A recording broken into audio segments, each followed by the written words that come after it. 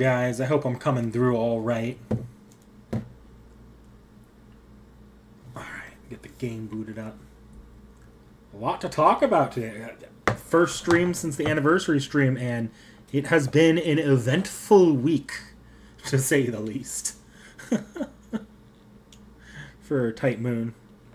Between the anniversary announcements, the coins, the response to the coins, Famitsu, Fate Stay Night's PC PC bugs, and its release, but the bugs are the more important part here.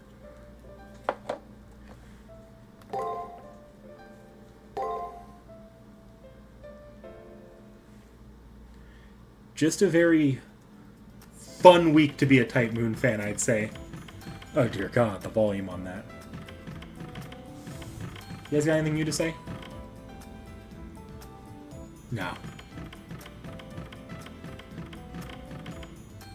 I think I've already done everything I need to do, so I'm gonna go here real quickly. They might want me in the student council room, but probably not. Yeah, no, I remember where I'm at now. Go ahead and just get straight into the Sakura Labyrinth, then. Are you just gonna be awful still?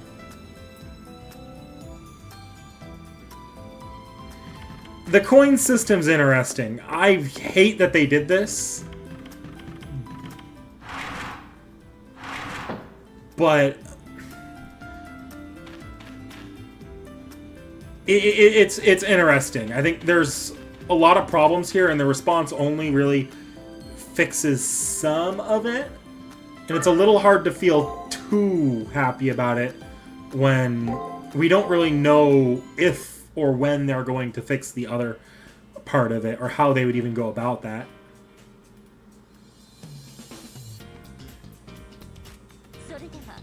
I think for free-to-play players... Oh, hi, Rin.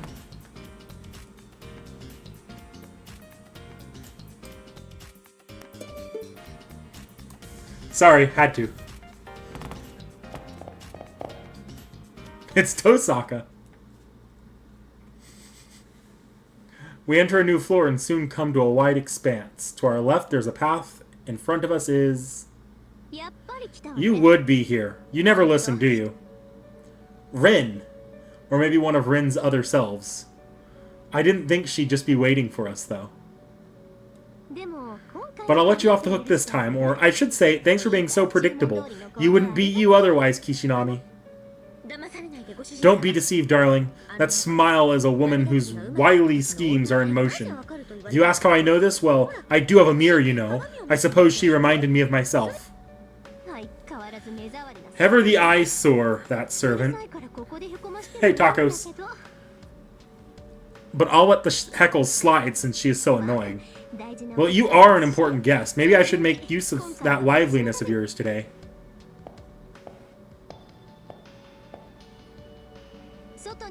Kishinami, if you want to reach the outside, then you'll have to head to the end of this path. Just one thing. As you can see, there's an obstacle in your way. Will you be able to beat it and continue forward? Please wait a second. We analyzed your footage and concluded that the hostile enemy you see was specially made. Please avoid fighting it at all costs. Wow, is that voice Leo's? So he was thrown into that old school too. Well, whatever. Leo is right. This guy is pretty tough. You'll have a tough time beating him with that servant of yours. But I'll offer a lifeline this time. If you scratch my back, that is.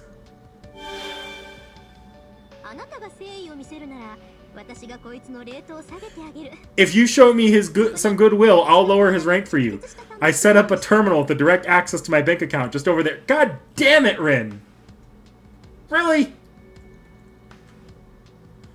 I already got Sangle milking me for all I'm worth. Not you two.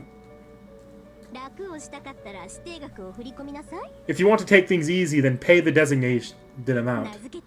I'll call it the Tosaka Money is Power system.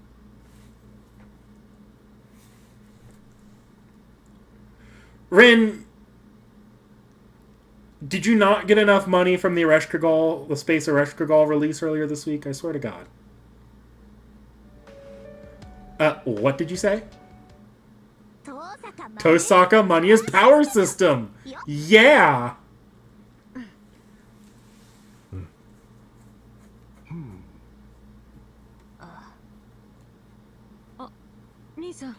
Brother, could you boil some tea for me? Something bitter and hot. I want to turn my mood around just a bit. You're so terrified that you can't even speak. I'll take my leave here. What happens now depends on you, Kishinami. I'll at least permit you to either fight in the power with the power you have or raise some funds. See ya. Pad my savings as much as you can.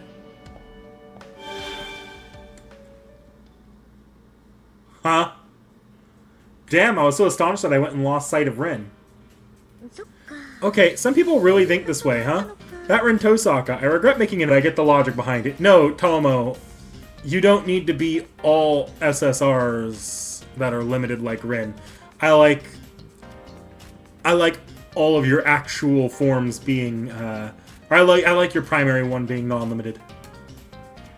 For the time being, let's try searching the area around here.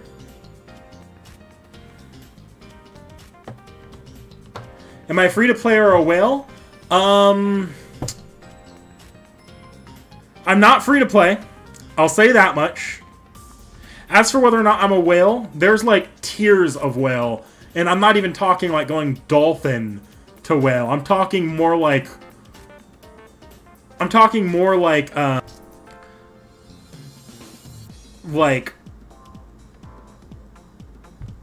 there's whale, and then there's what? Ow! And of course the stream dies right when I do that. Okay. Ah, son of a bitch. Damn it. That is my Morgan Nendroid staff. That's unfortunate. Looks easily fixable with glue. I'll get Seki's help. Morgan, I'll put your staff over here in my capture card box. Oh, will I pay Rin or not? Oh, yeah. No, that's... What level am I? I should probably pull my fin up top here to get better internet signal.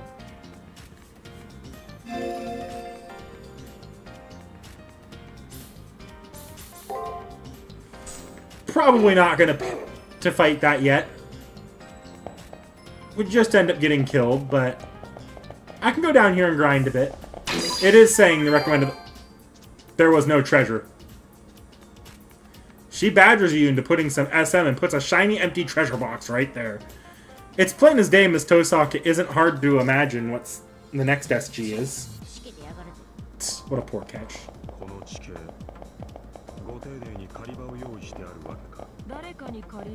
No, I'm not free to... I'm not a whale. I'm not throwing all my money in... No, instead we're gonna do what all good Desperate FGO players do. We're gonna charge in and grind out all the free quests.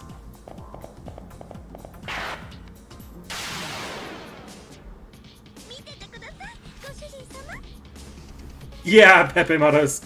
That's the Tears of Whale. Okay. I don't have the one that's really great yet. I also don't know their pattern yet. I see break and attack. Break is just... Or guard is just objectively the safest here. God, I wish that break were literally anywhere else.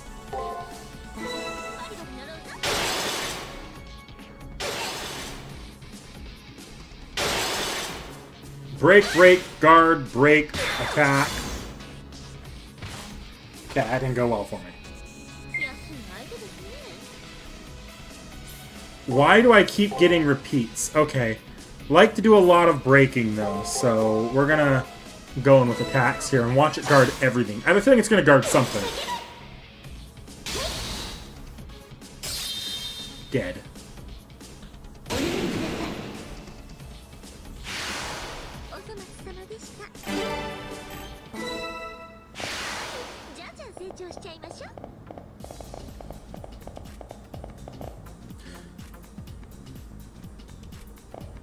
Oh yeah, so I was talking about coins before Tosaka arrived.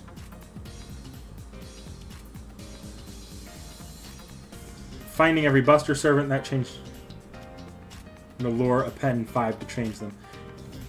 Yeah, so coins. On a free-to-play level, I don't... On a free-to-play level, I think that it's actually... Like, the fix they gave us is more or less fine. I do not expect us to ever have a permanent way of getting, you can't take an NP1 and suddenly have, good resources for, gosh, I'm catching on my words. You're not going to take NP1 and suddenly have good resources on, coins. That's just not happening. Instead, my expectation is that a proper fix is probably going to result in NP5 being where things are maxed out.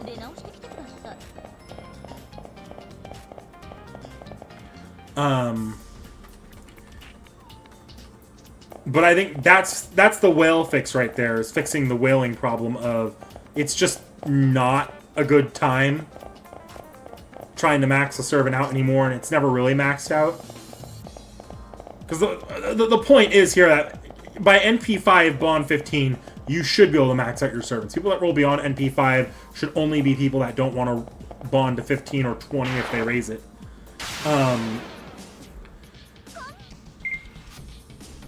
But I think if they can do two things, the free to plays will be fully fixed. It's making it so that the levels that you sunk into with coins aren't actually permanent, or making it, or getting rid of the coins tying to level, or alternatively, no,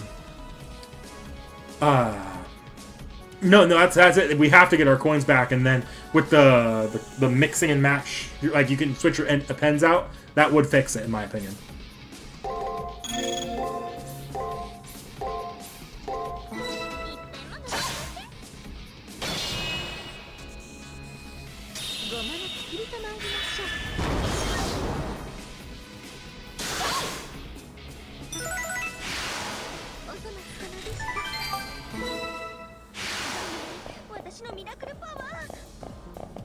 I think we can just leave the dungeon if we want to in this game. That's why it's, so that's pretty helpful. For whales, I think the solution is going to have to be...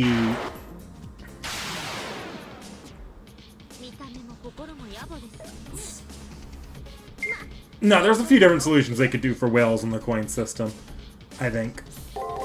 Maybe a, the free-to-play friendly solution is either, like, blank coins or coins, like coin exchange, so you can exchange equivalent servant rarity coins for each other, maybe at a loss.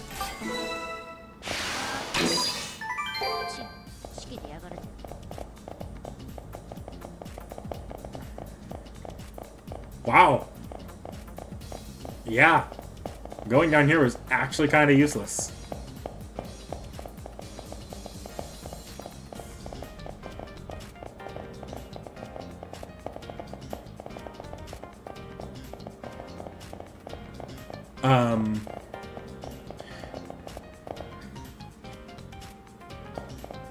The other option I see is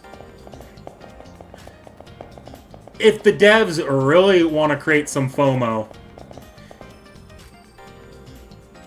Yeah, no, that append mechanic should have been in there the moment the anniversary dropped. Like, I'm sorry, that's just the case. It should have been there at drop for the anniversary. But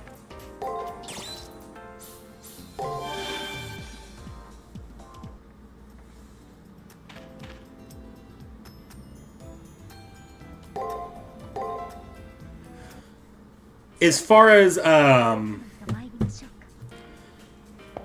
further fixes go, I think the best, like, so if I'm a dev looking at this and I don't want to fundamentally change the game because I still want people rolling for FOMO, but at the same time my community's about to literally murder us, I feel like what I would do is I would start sticking coins in the event shop, like straight up coins, the same way welfares get their coins in there. If there's a servant involved heavily in an event, they have their coins in the welfare shop. Servant slightly involved in the event, they have their coins in the event shop. That way, you force players to never know when their coins are going to be there, and you obviously don't put enough coins in the event shop to max out any one servant. You put like 40 to 50 in there at a time, and congratulations, now it's just a slight top off, but with enough time, maybe your favorite servant could have enough coins released free to play for you to go NP1 and max out. Probably never. Like, that's how I would handle it if I'm like money grubbing, but I need to fix it, or my my players literally riot.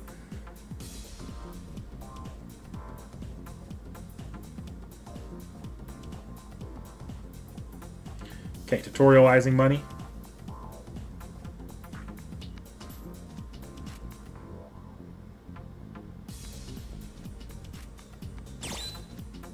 Do I have money? How much money do I... Literally all my money. Okay. We're gonna grind out a little bit more. I'd like to be at least at 4K? 4K before I do that?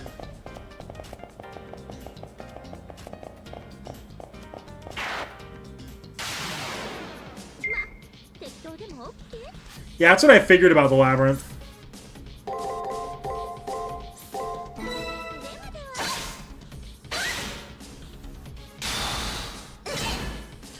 Here's the thing, I don't think we're ever getting universal coins. I genuinely don't. Or if we do get universal coins, it'll be like at such a pitiful rate that maybe like FUPA rate on universal coins.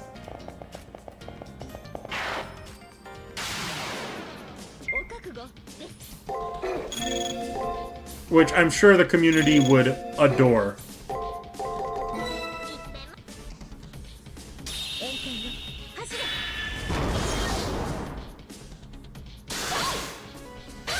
Like, my favorite solution, to be honest, would be a coin exchange. Like, that's the best option here. Coin exchange. Because if they do blank coins, it's gonna be at dumb. Like, dumb levels of, like, just, you're not getting that many at once. But if we get an exchange, that turns spooks into being kinda nice, actually.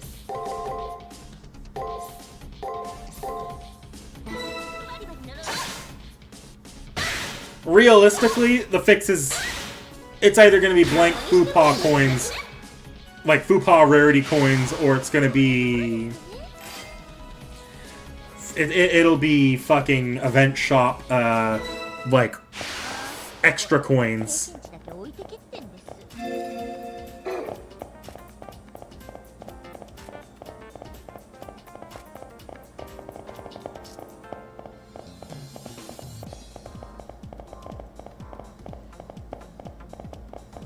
Because at the end of the day, they are going to want to control just how many coins you're rolling for. Like, they don't want you suddenly not needing to roll for Draco. They're going to milk Draco banners for all their frickin' worth. So, like, those servants that are never, ever in FGO events because they're collab or they're so story big, having them there would be kind of rough. They're just... You're never going to see coins for them if they do it like that. Which feels realistic to me. I spent a lot of time thinking about like what they could do for coins. I'm not that optimistic, to be honest. They're going to fix it in some way. The community's demanding it, but it's going to be like a... Is that really a fix kind of a deal?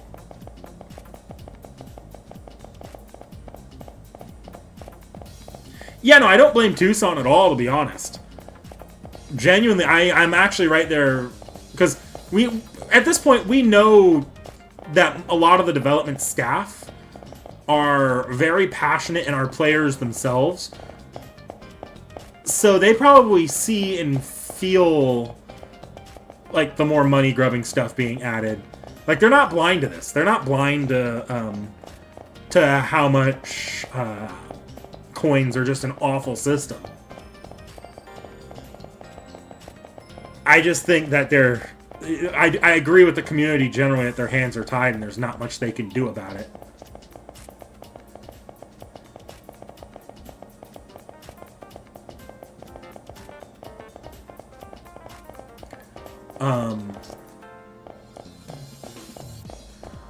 I guess kind of speaking of that, like of just development issues and the higher up issues, there was a big long review for FGO from a YouTube channel recently that I watched. It's got its problems, but I think it's a generally very constructive review. Like, it's kind of obvious. Like, it's good to have a review from someone that's as in-depth as that one, who's not deep into the FGO sort of community. I don't think you see that, like, you don't see that as often. There are areas where maybe he was a little harsher than I would have been, and areas where he was much lighter than I would have been.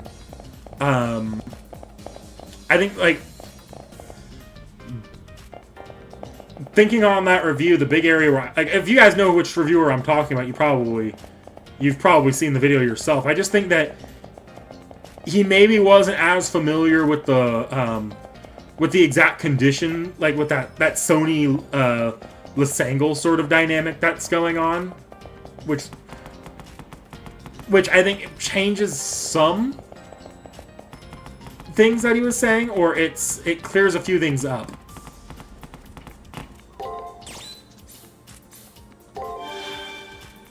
I also don't think he gave enough credit for low rarity servants and just how much FGO gives you a lot of freedom with them.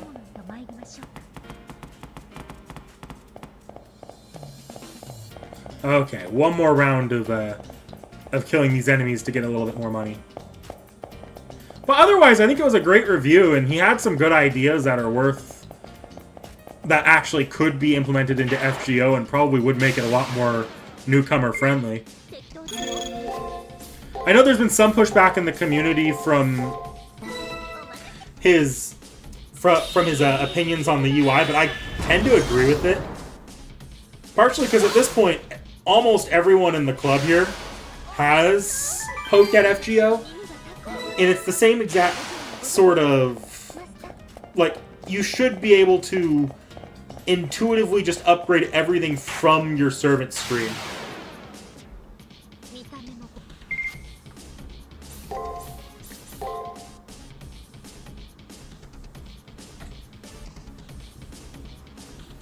Yeah, it's the hour 40 review.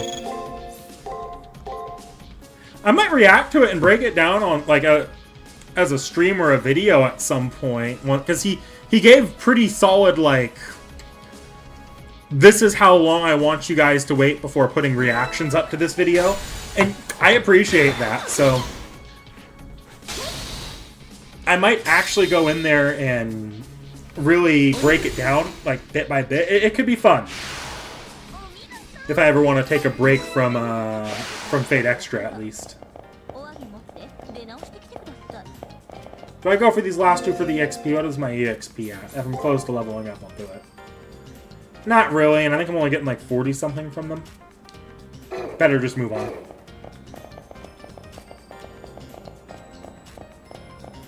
Yeah, no, JP has been making... Like, they've been working on it. I do agree they've been working on it.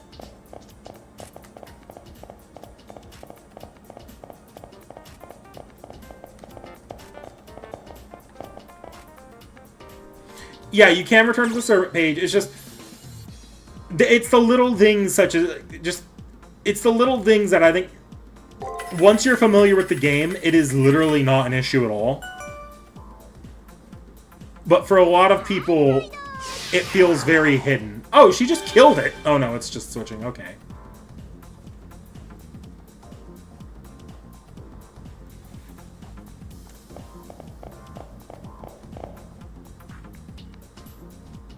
I'm gonna save state this, because I haven't saved.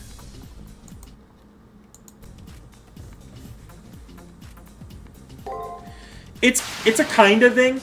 If you actually watch that... Oh, Jesus, they made it real easy here.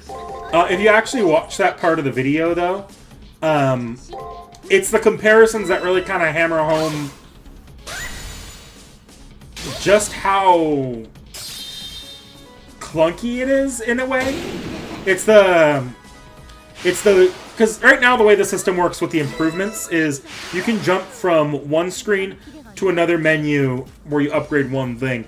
When you actually look at the comparisons, it's more of like a slider that you can just access from the same screen by tapping it there. I don't want to see FGO get rid of its systems fully, but shortcuts like that would probably make it a lot more newcomer friendly. It would. Hey, look, a fountain. It's like the third fountain I've seen in my life.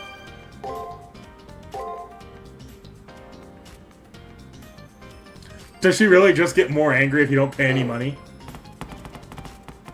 Look, I needed to grind anyways. Oh, God. Are you going to make me grind again, Rin? Really? Really? Are you kidding me? Are you kidding me? You are a lasagna dev.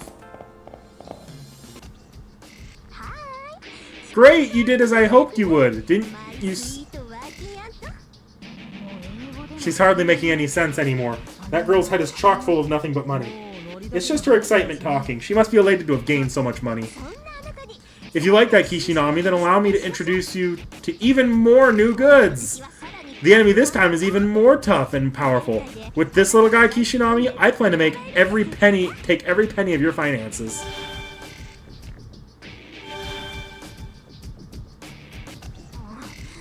What's with that look? If you think about it, I'm suffering here too. That Lancer is an extravagant one, you know. She says she wants a much bigger bath, so I'm gonna need to be well funded. Ergo, I'll need a big cha-ching of a deposit, thanks.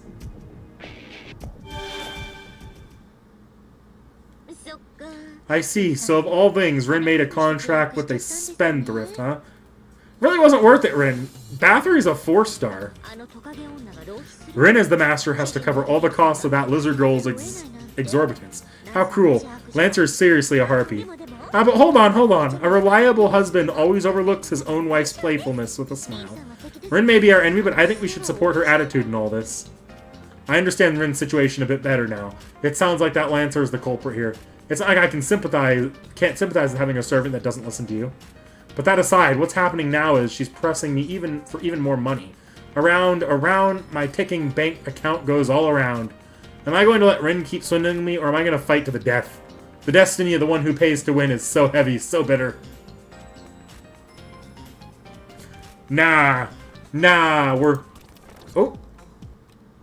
we are not doing this.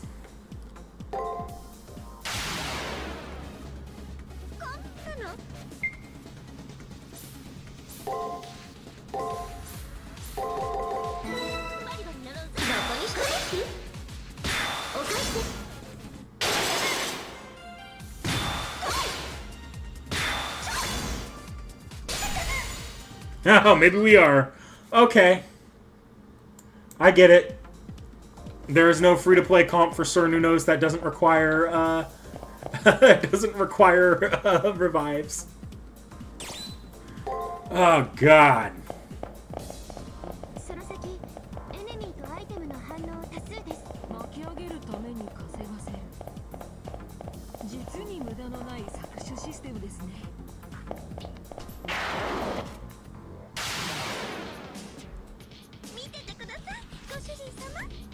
You can ask Gilgamesh for a loan there?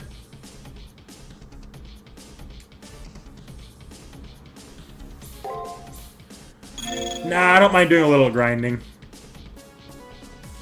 I don't really know what your deal is, so let's keep guarding.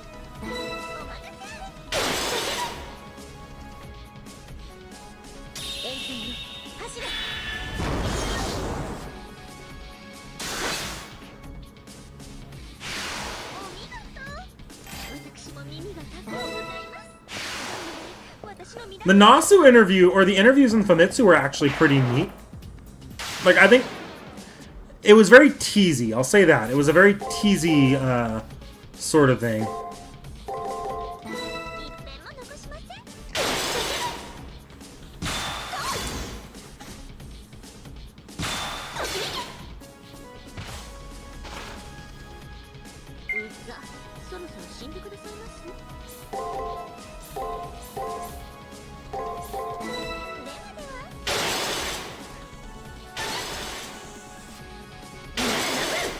More he goes, laugh how you poor. And Hakuno gets so mad.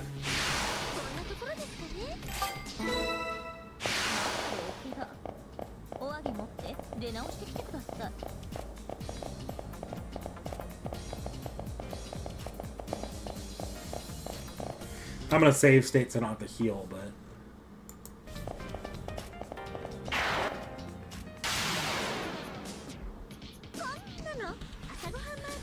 They did say something about pure prisms in that interview, I'm pretty sure. I'm actually pretty happy about that. I feel like pure prisms were... They want to fix pure prisms too, it sounds like. I think it was... Was it the Tucson part? It wasn't Nas or Takeuchi, I don't think, but someone in, like, one of the big interviews, it was the other, I think it was Tucson who was the third interview, brought up pure prisms.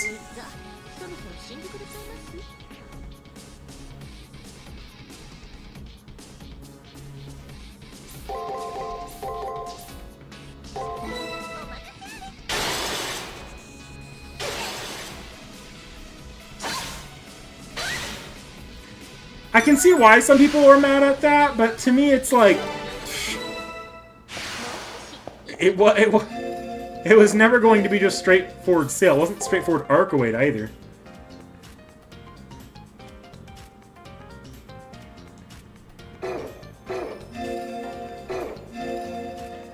Okay, how do I...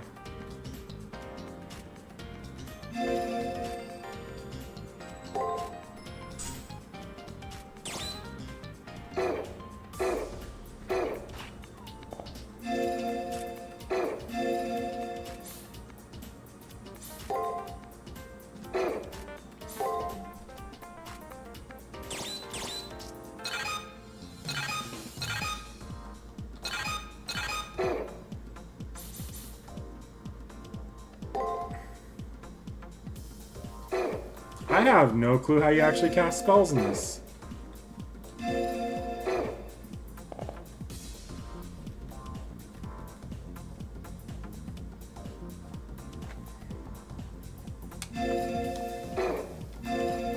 Both my buttons are doing the same thing. Is that a control issue? It might be a controller thing. Hang on. Controls. Control mapping. What's my square set to?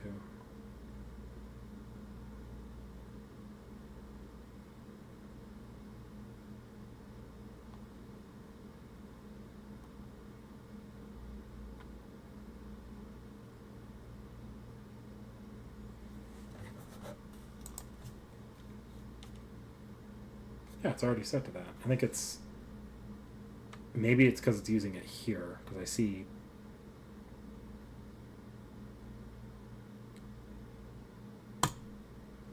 Let's try this.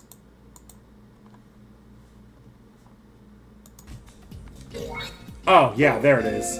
I just had two buttons mapped to the same button. There we go. Oh! Did I restore HP by leveling up? Probably.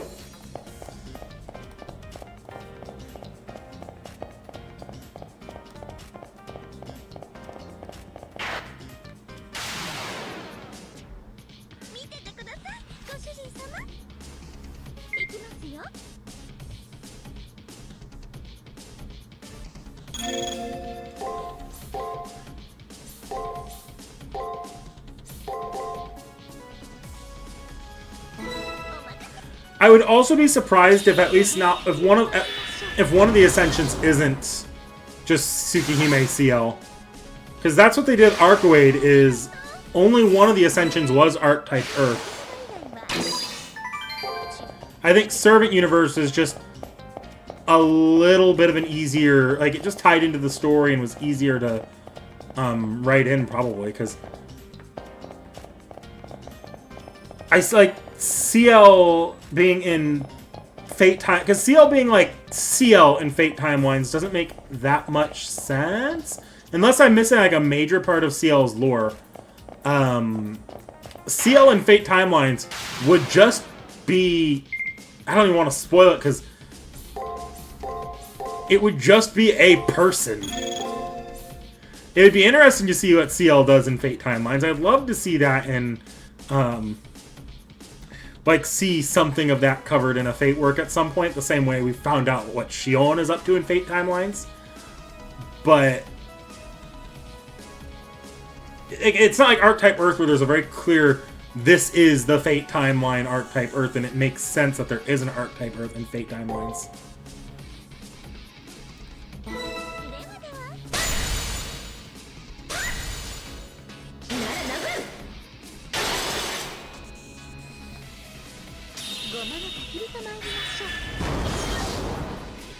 A non-Nasuverse collab?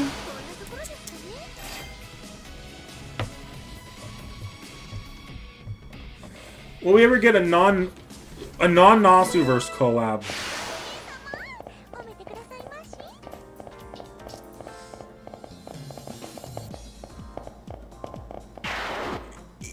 I don't think it's impossible we get it after part 2, but I get the feeling it's only really possible once Nasu has 100% washed his hands and is like, okay, we're done.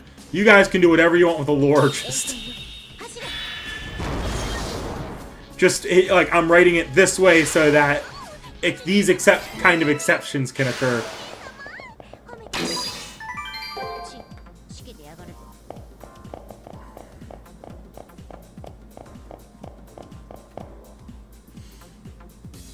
Like, non-Nasuverse collabs for FGO are Lysangle literally more or less pushed out type. Like Lysangle and Sony literally aren't continuing the game without, are threatening Nasu or something that they have to do it or else they're not going to continue development or something like that. Like, that feels like an at gunpoint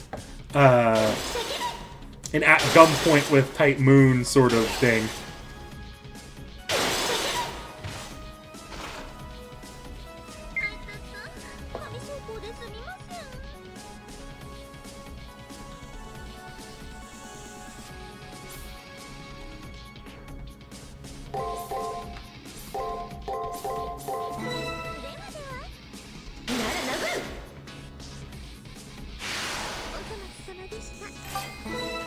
I'm still gonna grind a little bit more.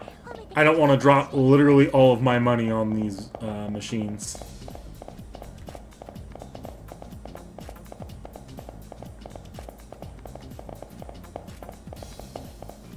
Technically, I didn't go this way. Oh yeah, Fate has done like collabs for other games before. I've seen.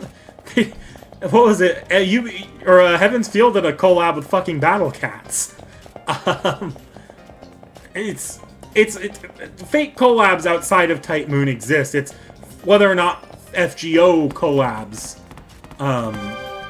with non-Type Moon properties. That's the question.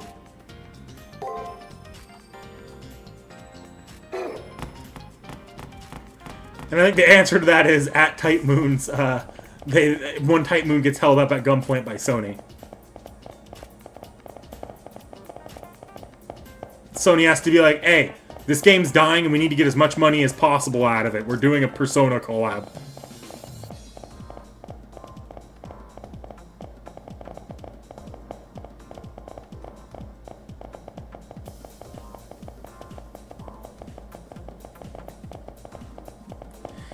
Yeah. Well, there's obviously interesting things going on with Fate Stay Night and Hollow Ataraxia not coming to Sony. Extra Record is still coming to Sony too. So I think it's complicated what's going on with Sony right now. I would not be surprised if there's fighting with them behind the scenes. Had on his blog a real rage moment when they censored the. Did he really get? I didn't know that he had a big, like, he let his inner thoughts on the art book out. Because it's so ridiculous that they censored that in the art book. It's not even like they censored that in the game itself. It's just the art book. Sony's been on something lately. I swear to God.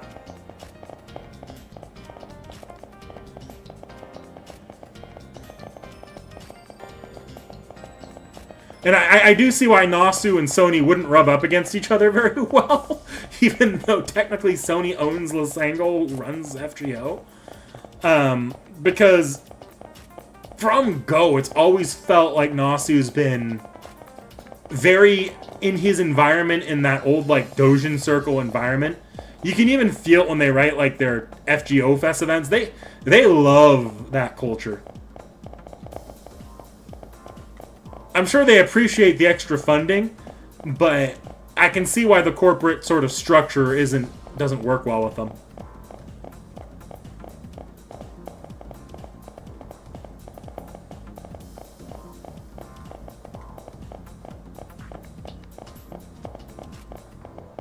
Alright, I need to leave this dungeon temporarily.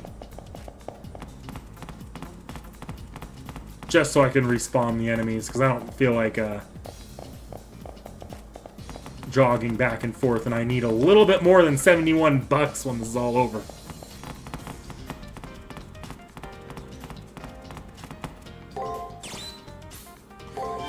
I have seen that discussion of whether or not Sony's just been against their Japanese devs.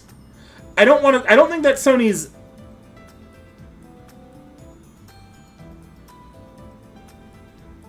Yeah, no, exactly, Frederico.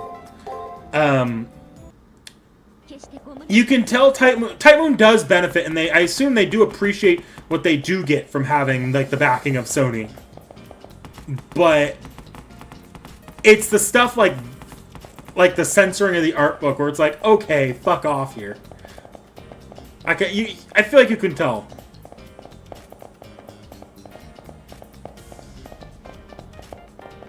Yeah, having Studio BB so they could try to...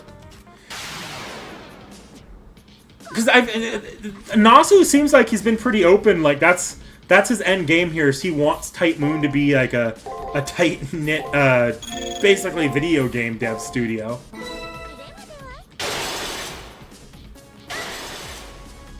With a lot of creative control. But I think the issue of Sony and their Japanese company is that Sony just undervalues the general types of products that come out of Japan. Because a lot of Japanese companies focus on, a lot of Japanese companies at their games focus on the Japanese market. And because of that, they aren't chasing the same trends that Sony likes to chase, which are these very cinematic type games. Meaning their profits tend to be, or the amount of money they make tend to be lower, but the profit margin on dev costs can be higher. Which I think that's the problem Sony's running into right now. Is they're across the board undervaluing mid-budget gaming.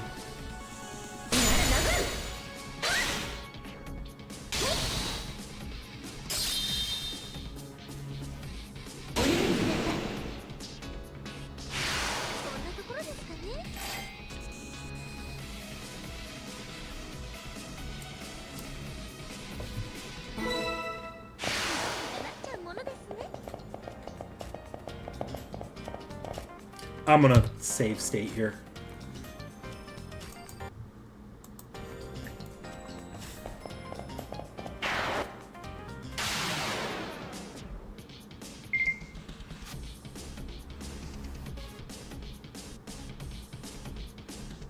Yeah. I can see why Nasu would say that.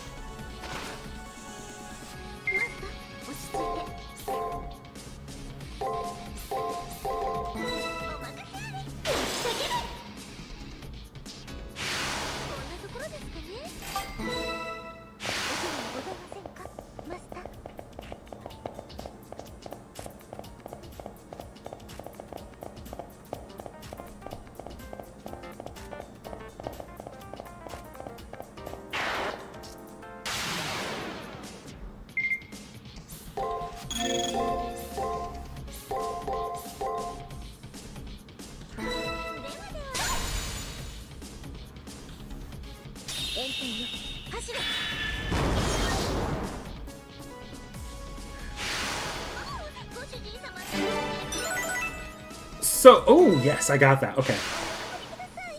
I will say, on feelings of censorship, I can generally agree that it's silly, but at the same time, for me, there's a difference in, that's a big series of, right, makes sense, but for me, there's a big difference in Sony as a platform not allowing publishers to publish adult-oriented games, and Sony as a publisher not wanting to include adult-oriented material. So, while I do agree that the entire deal with that art book in T.H.E was dumb as shit, if they had come around and said that, because Aniplex is the one that handles localization for the English version, and presumably the art book. If Sony had come around and said they don't want to be tying their brand to that kind of thing, go find another publisher, and they weren't contractually obligated to stick with Sony, I think that would be one thing. It sucks, but that would be one thing. It's just how stupid that particular situation with the art book is. Because it was still the Sony Aniplex translation team that translated Tsukihime. They still kept in some quite dark, heinous stuff. The actual artwork that was censored is still in the game. They didn't make Type Moon censor that part, but the fact that the art book is where they drew the line, to me, is where things get stupid. Oh, I agree, Federico. I do agree. Sony has done worse before. My favorite comparison has always been their weird apparent prudishness with Japanese devs, but then with English devs, like Western devs, they can just straight up include, like, sex scenes in their games. I do know that there's a double standard with Sony. But I can understand Sony trying to set a brand image. I can't. I think it's still dumb. I do think it's still dumb, to be fair. Also, I can be done grinding at this point. I do 100% recognize that Sony, with having that brand image thing at all, is a bit dumb, because they're not fucking Disney. They're not Nintendo. No one ever thought Sony had that brand image in the first place.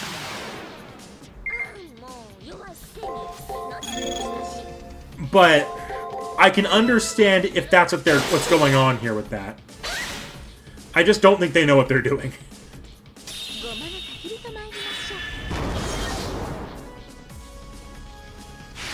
And being fair, I don't think it's a family-friendly brand image Sony's going for. The brand image Sony's going for is not family-friendly so much as we are a mature gaming medium. Like, we are gaming at its peak. And it's just kind of a weird... It's a bit of a weird sentiment, I think, that Sony has with its general tone that it goes for with the brand image.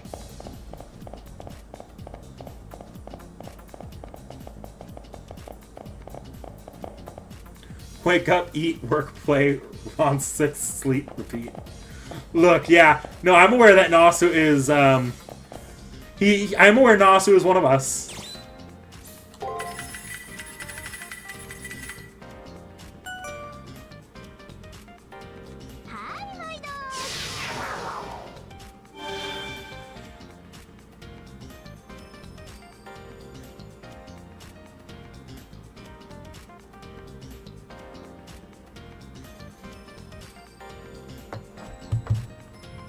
So, Frederico, I see what you're saying at the California thing. I see what you're saying there. How do I put this? I think most people have a misunderstanding about what happens. Like, why companies move to California in the first place, and, like, what's going wrong when they move to California. I don't know quite how to explain it, though. Because I think for a lot of people, they assume moving to California affects the culture of the company. And to some extent, in some areas, that can be true. But California isn't a... I won't say much about like why I know a lot about California, but let's just say I'm very experienced with California and its different places. Even... Here's a little secret. Companies that move themselves to LA, for example... LA is one of the more red areas of California. It's not the stereotype of the soft blue fifi woke, for lack of a better term.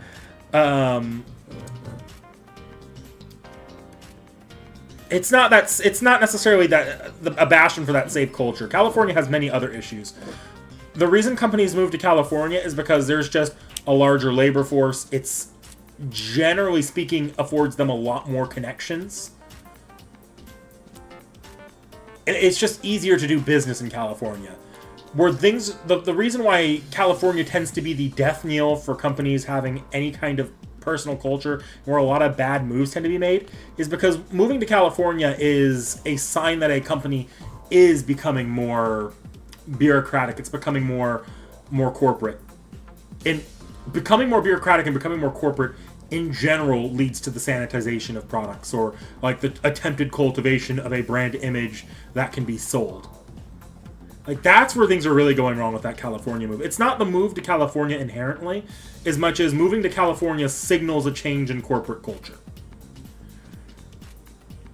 Aniplex and Sony trying to do what they're doing from, I don't know, pick literally anywhere else in the world, and doing it at the same scale they're doing in California, would result in probably the exact same things. Maybe you get a better result out of it by staying in Japan, and at least you have Japanese corporate culture and culture being more influenced there.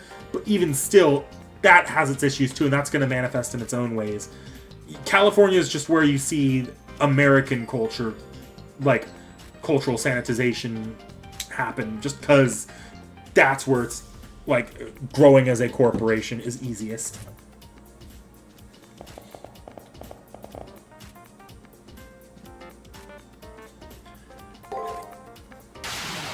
I'm not gonna save. Yeah, they gave me everything.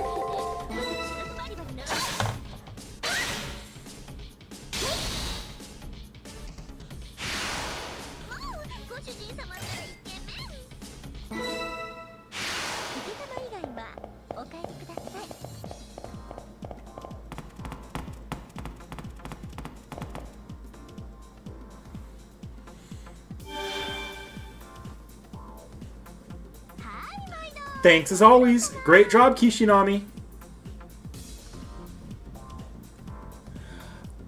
We'll see what we do in the Gil run. We'll see.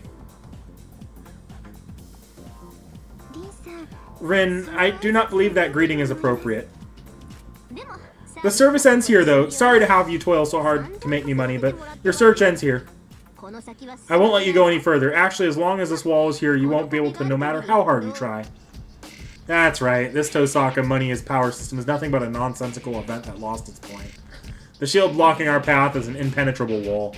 Rin's hidden heart, as long as I refuse to understand that heart, won't be able to open that door. That shield is troublesome after all. Well, let's put that aside. Rin, I have a single question. For future reference, did you struggle with money till now to provide for that extravagant Lancer? Huh? Why Lancer? She doesn't have much to do with this. I simply like money a lot. The more money, the better, no? Lancer can't live without extravagance because her lineage is what it is. But I'm different. I have no interest in things like luxury. Rin answered plainly. She looks cheerful. I see. Basically, it's not that Rin Tosaka enjoys luxury. Rather, she simply likes money itself. Yes, that's right. Even I think it's strange, but whenever I see a mountain of cash, I get a little choked up. Until now, I haven't told anyone. No. It was so embarrassing, I absolutely could never mention it, you know?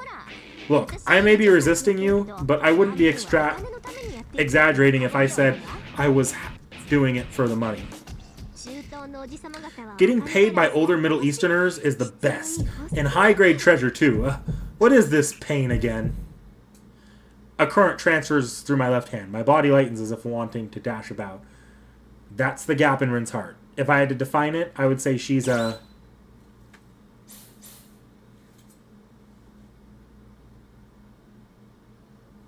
I'll say a money queen. Yeah, well, there's a lot of ways people say it, but she's definitely what I had to surmise money worship. Ah, not that! Ah! Get her! Get her, ass, Hakuno!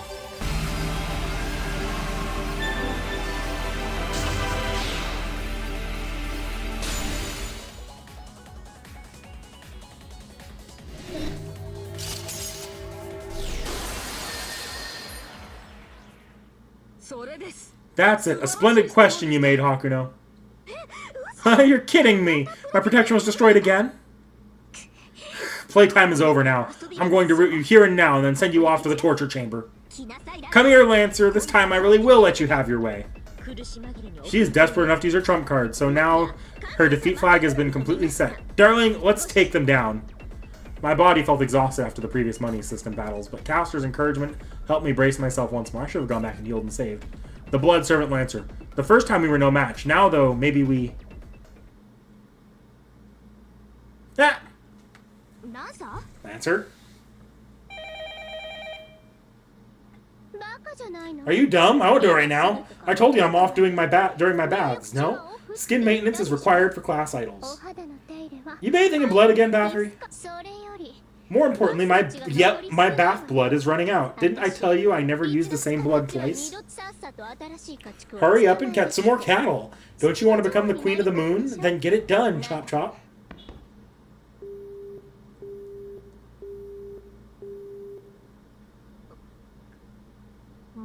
Well, I'll let you go this time, too. I frantically stopped myself from immediately replying with, thank you. I have a hunch that if I thanked her now, then Rin would resent me for life right after. Thank you very much, Miss Tosaka. Your sympathy has been a lifesaver. This isn't something to be thanking me for. Remember that, Hakuno, Castor, and that lounging Leonardo. If I end up catching you all, I'll do crazy bad stuff to you in the torture chamber. I won't forgive you even if you cry and beg. Rin's figure fades away. The offshoot must not have been able to hold on after their secret exposed. We confirmed the SG, and I would like to consider this a draw, but... Wait a moment! You mentioned the torture chamber. Is that really one of your hobbies, Rin? Yeah, the torture chamber where people aren't considered as humans. Assuming Rin Tosaka is sane, there's no way she would approve of that kind of hell. It's Lancer's doing. Rin can't be involved in something like that, but... Of course, captured slaves have to be imprisoned somewhere, no? A cowardly master, an elite, that's all talk. And a sloth won't get to work. I'm overflowing with skilled individuals. Leaving them idle is a waste. That's why they're doing just a bit of slave labor. They get the basic necessities, sleep, break, and dessert. Look, if you don't provide ample amusement, their work precision goes down. So I'm making good use of some bad debt. They can thank me, but there's no reason for them to complain. This girl's scary. She's young, but she's one of those that only thinks about squeezing people dry. No, that's not the issue here, Hakuno. Have you noticed anything out of place?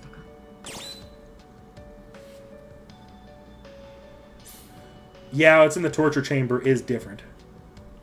That's not what Bathory was doing earlier. Of course, there are discrepancies between that torture chamber and what Rin was claiming. The torture chamber we all saw was this world's hell. Everyone had their freedom stripped away, their blood and their magic circuits stolen. But just now, Rin said slave labor. The discrepancy can only mean one thing. The torture chamber Rin was talking about and the one that we saw are two different things. Or it could be that Rin hasn't seen it. Crucify? Tied up by their hands and feet, getting their blood drawn out? It's not a fancy metaphor for squeezing them for every penny? I nod. That's right. I explain again to Rin just what kind of place this torture chamber that we saw was. I want to say you're all lying to me, but I'll know for sure if I go check. Lancer would definitely do that, though. I'll let those masters and NPCs go if so. It was my mistake being so neglectful, despite knowing what kind of servant she is. So Rin really was Rin Tosaka after all. Everything until now was just her expressing overly self-conscious and money worship. I overestimated myself as well. But by the way you're speaking, do you know what kind of person I used to be before? I nod obviously. I can't remember how many battles I managed to win in advance from, but I know her because of how many times her advice had saved my life. You say you can't remember how many battles you've been through? Well, whatever. Anyway, I'm undoubtedly Rin Tosaka. This personality of mine has always been deep within me. So, Kishinami, if you get all relaxed because of some silly reason like us being friends in the past, you really will end up dead.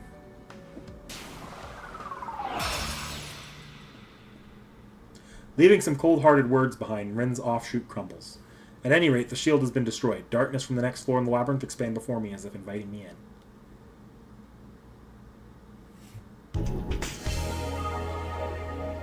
Rin showering in sacrament. Okay, let's return. Checkpoint unlocked. Return to the old school. Howdy, howdy, Justice. Hey. Good to see you. I'm not cut out for this. It's much too hard to do things you're not used to, I suppose. The greeting is cancelled. I'll go back to simply verifying your return. Just as before, that should put you at ease as well.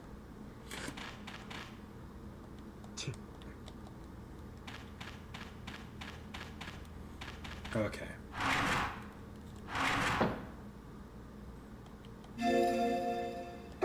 Let's look at that secret garden.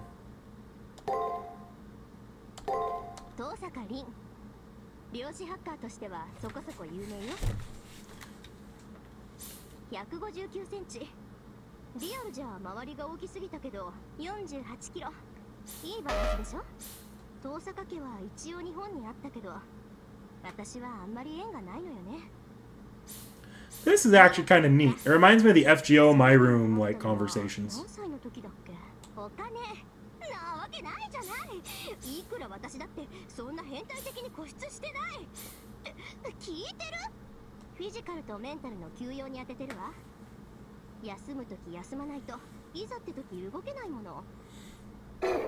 Money is power system.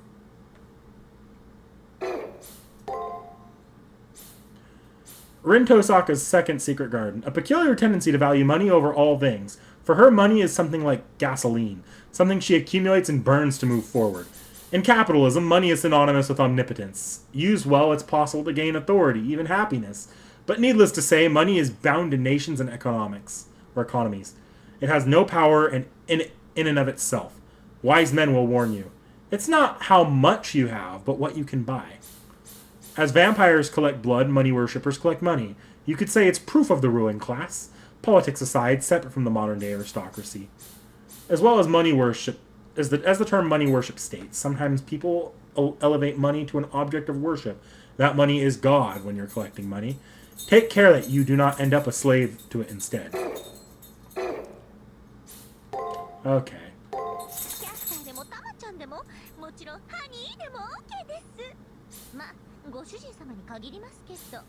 That's all we have right now, but let's go to the My Room.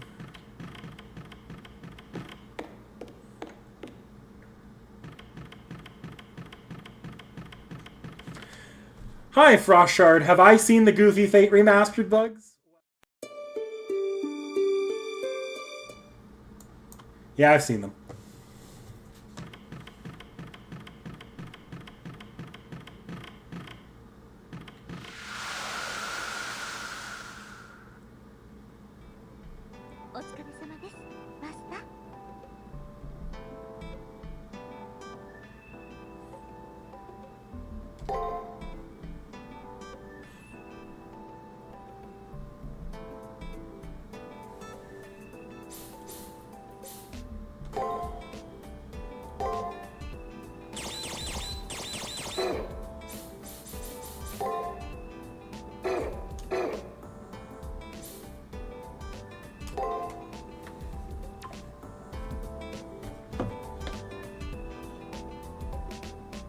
Ah, I see you shared something with me, Tacos. Let me take a look here.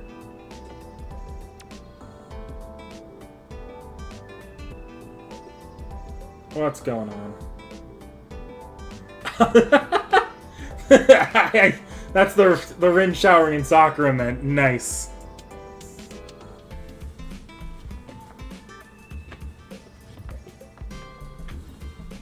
Okay. I've already viewed it. Like what?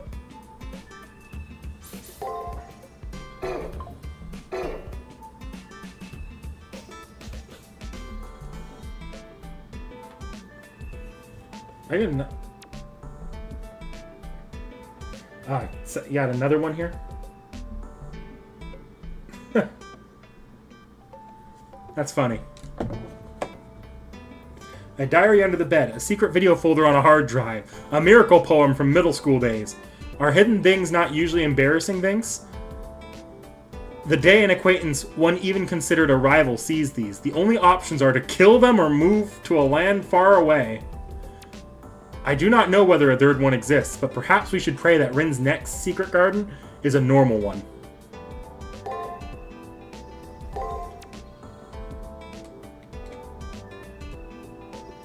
I should have saved to the next day. Whatever. That wasn't a hard day, to be honest. This is a much more casual play experience than Fate Extra was. Good morning. Have you rested well? Great, then I have a prompt message to give you. Please wake yourself up and listen. There will be no briefing today. As soon as you are prepared, please head to the 3rd floor of the labyrinth. Sakura and I will both prepare support for you as well. See you later then in the labyrinth. He gives me the message, then communication from the student council ends. Leo handled it with his typical courtesy, but he got through to me that every second of our time is too valuable to waste. Once I get to the 3rd floor of the labyrinth, it probably won't be easy to support me. I can't be playing dumb here either. I'll prepare immediately and then go to the labyrinth's final floor.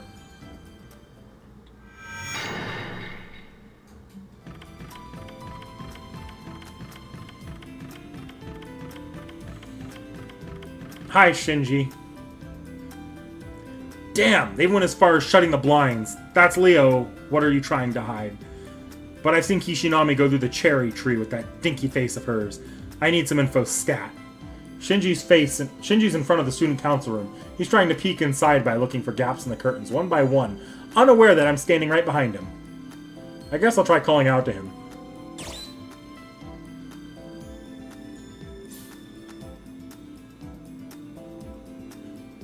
Good morning. I'm not gonna be an asshole. I will not stoop to his level. What a damn, Kishinami, why are you...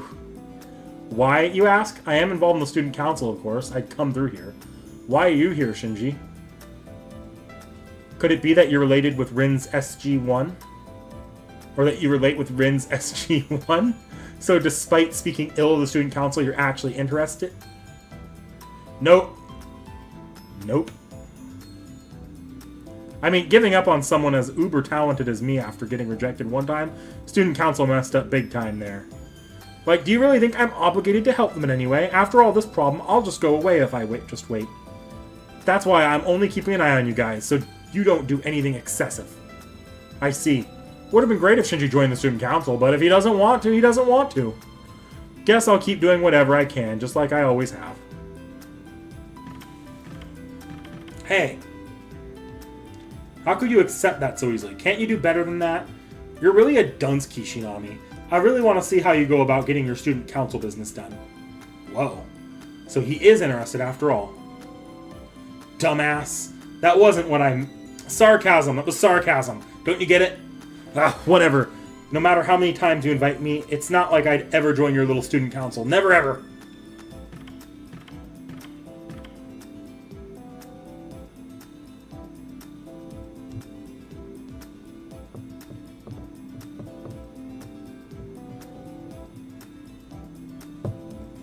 Shinji left while shouting at me.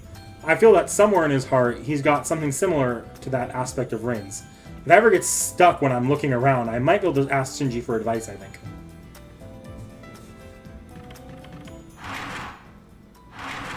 They said no briefing, but I'm breaking the rules.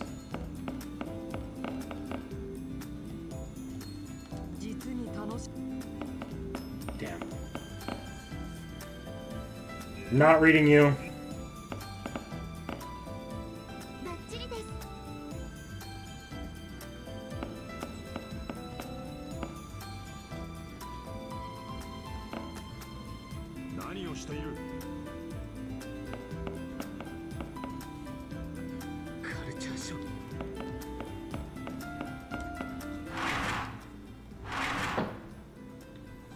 Tsundere Shinji.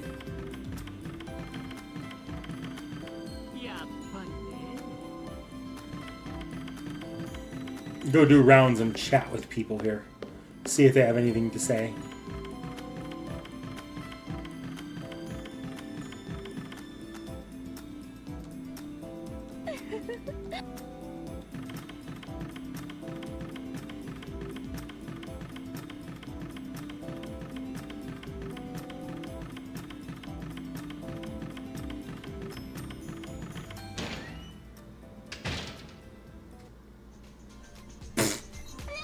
Jinako is sound asleep. She doesn't plan on waking up anytime soon, and plans after that are to be determined. TBD. Jinako seems to be sleeping with her eyes open. Perhaps this is another part of her training. I'm sorry, but leave her for the time being.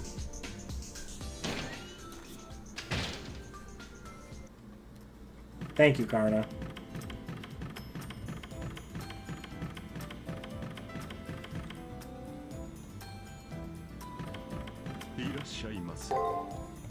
Anything worth it right now? I got money, so...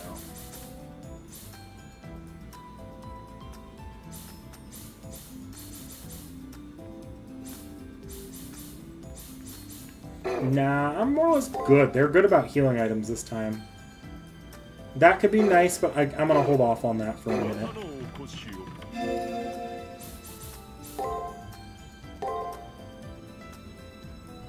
I will save here. In front of the stairs on the second floor. I have talked to her before. Let me see if she says something new. Yeah, no. Nah, same exact bullshit she's been saying.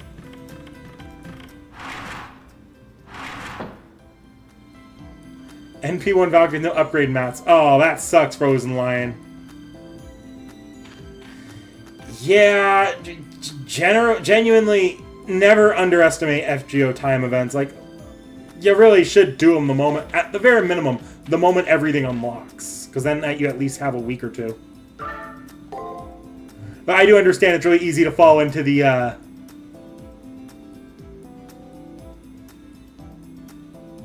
extra special item that appears in the commissary to buy. I do understand that, like, it's easy to fall into the, I can get it done later, and then next thing you know, event's almost over, and you realize you need to grind, what, like, 2,000 of the, of, like, that one currency.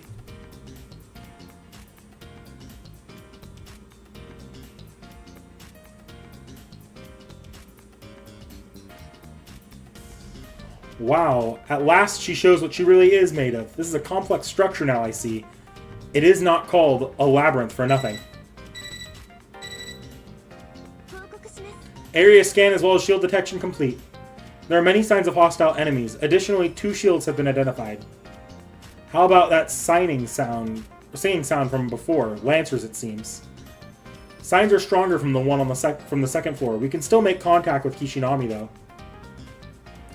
There's a high chance that Lancer is here. Anticipate a direct confrontation with Miss Tosaka Hakuno, but be fully prepared. I assume one of the shields is Rin's, and the other one is Bathory's. Hi, Rin.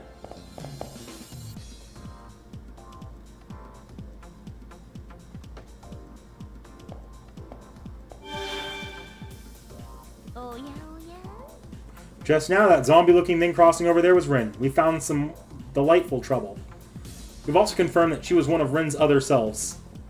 Her servant doesn't seem to be around either. This is your chance to obtain her SG. Please persuade her.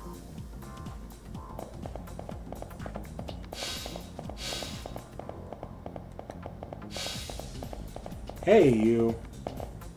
You really aren't interested in attacking. What level am I? Okay, I am the recommended level for this, so if it's not attacking me, I'll leave it be.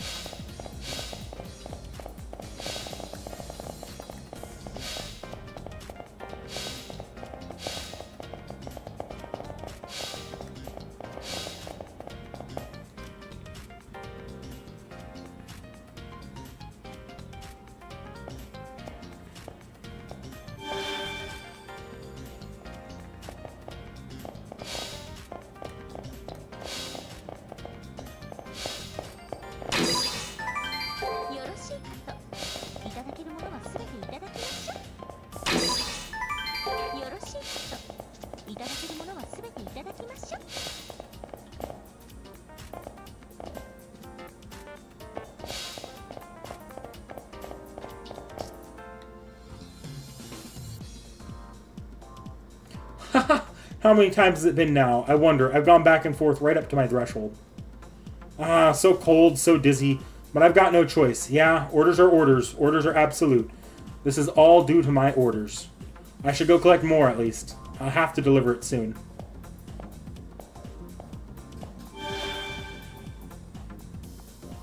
This Miss Tosaka is acting strange after all. It looks like she hasn't noticed us intruding yet. Hakuno, keep chasing her. Let's figure out what she's doing. Come at me.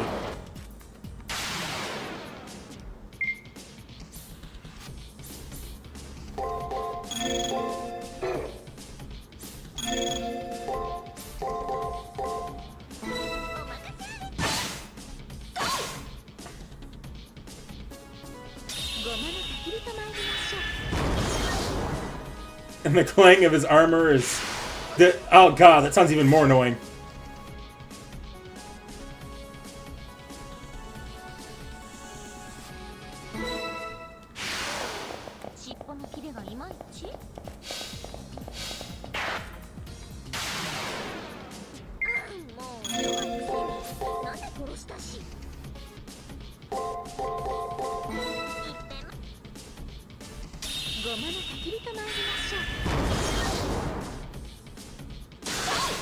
I actually appreciate in this game that you fully heal when you level up.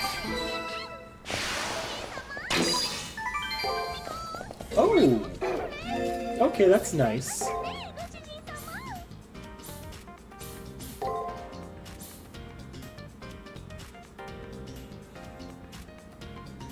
Okay, that's actually pretty good.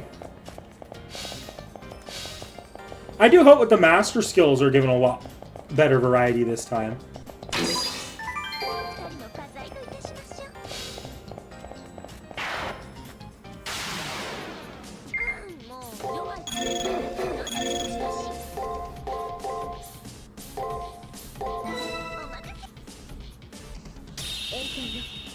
Thank him for the privilege of hearing it.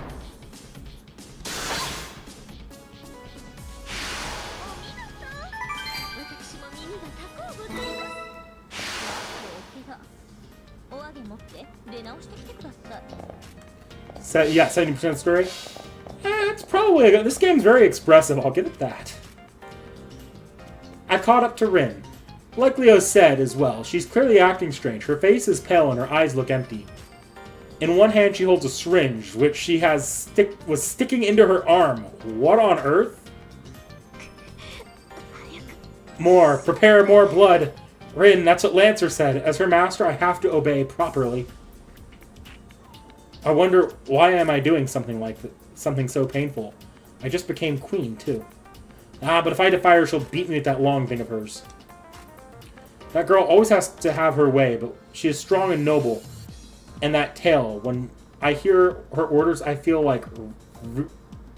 Really? Rin continuously mutters to herself. It's unclear what she's doing, but it's dangerous. There's no way I can leave her like that. Kishinami! How long have you been standing there?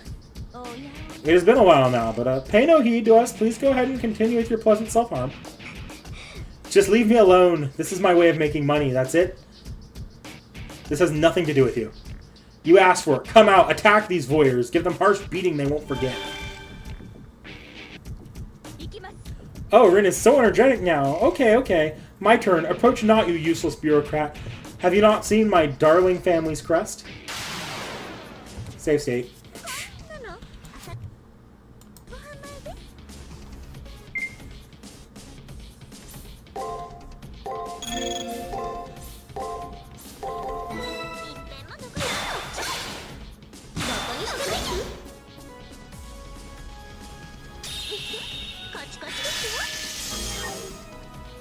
Dead.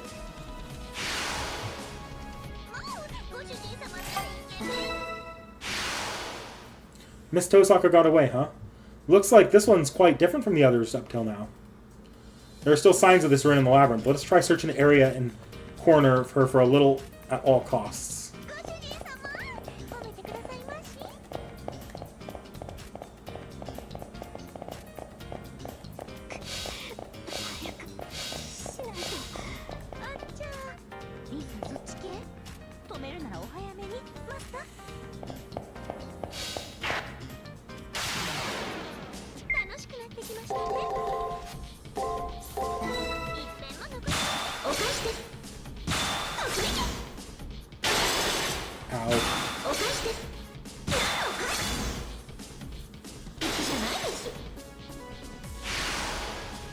Have a good night, Frozen Lion.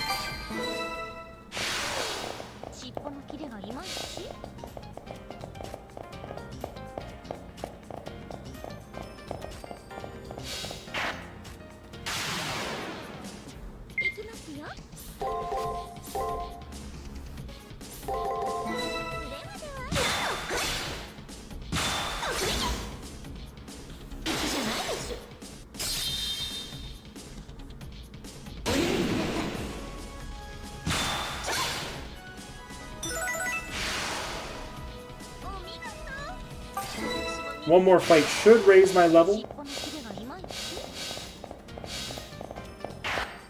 These guys are relatively easy.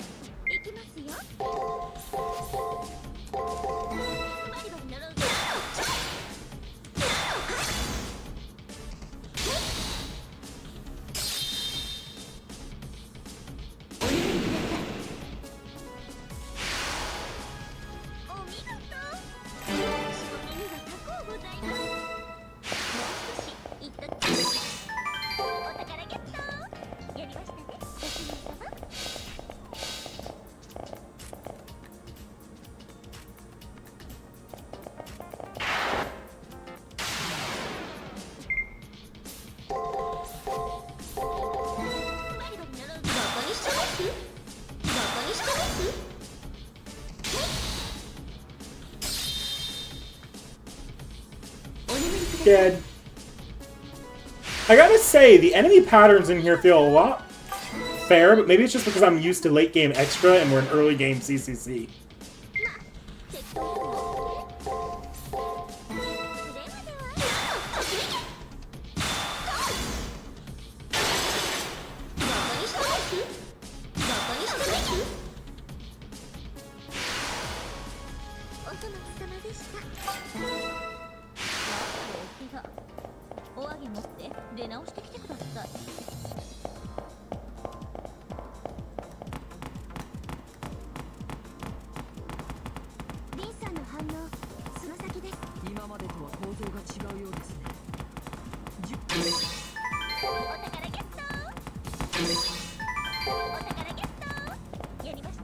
This feels like, I probably don't need to save state here as much as I need to save state what's coming. But there's probably a boss here. Oh, wow. That still looks like a boss arena.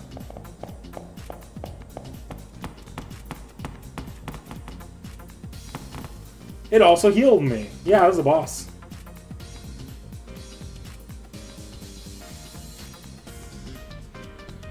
Here's Rin and Lancer. But what's with that thing behind them? Its basic design is totally different from the rest of the layer. Looks like a door blocking the way, but its mass is way more overwhelming than the shields.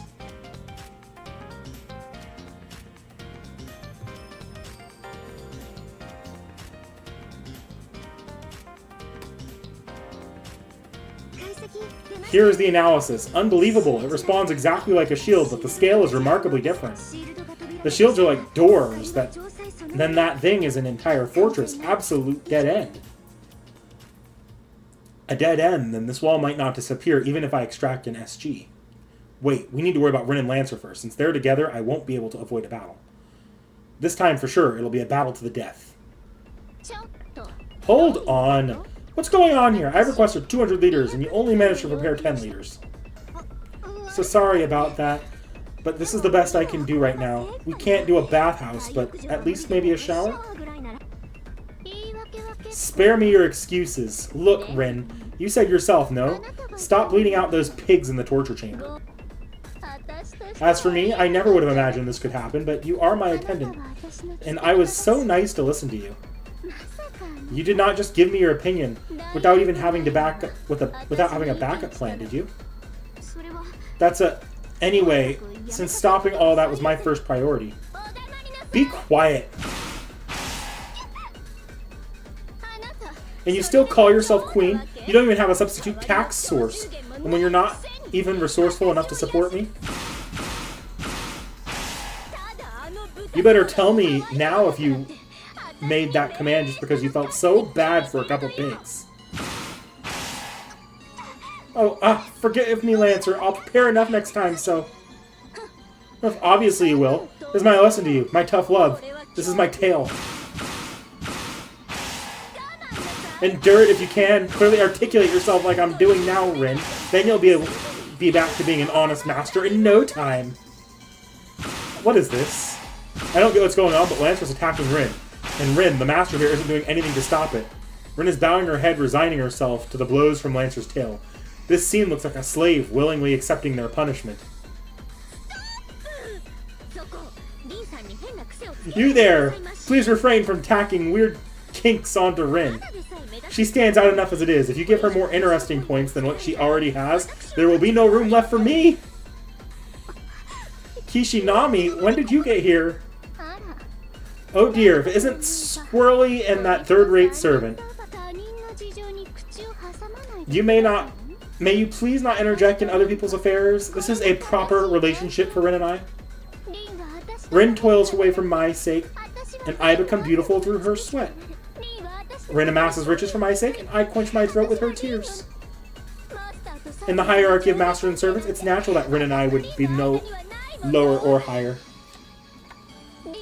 Rin is a wonderful little girl who grants all of my wishes for me. That's why. I, too, through this, am granting Rin's desire.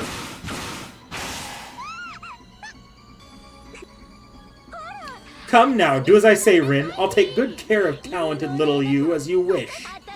I'll treat you with the indignity you want, better than anyone else can.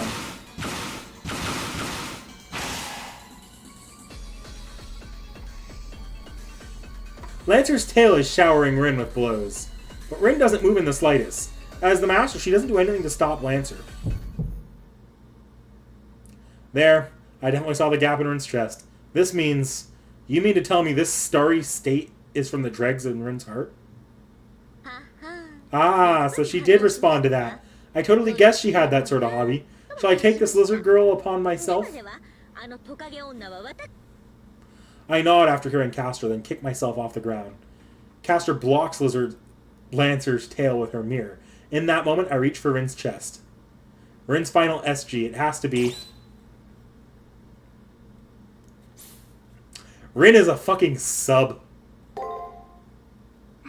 Yes, I think so as well too. Rin is relatively the type who, as we saw, resonates with getting hit. I'm not sure about the wording there, but Sakura's comment is exactly right. Rin's hidden desire is a trait antithetical to my usual self. That is, a desire to serve. So stop! No way! Don't look! This isn't me! This really isn't me!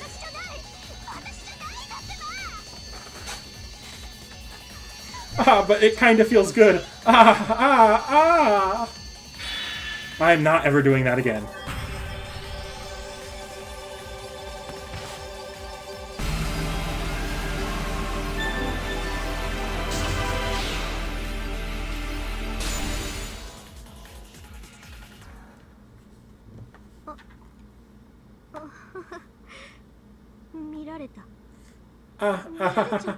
You saw in the end. You saw it, my secret.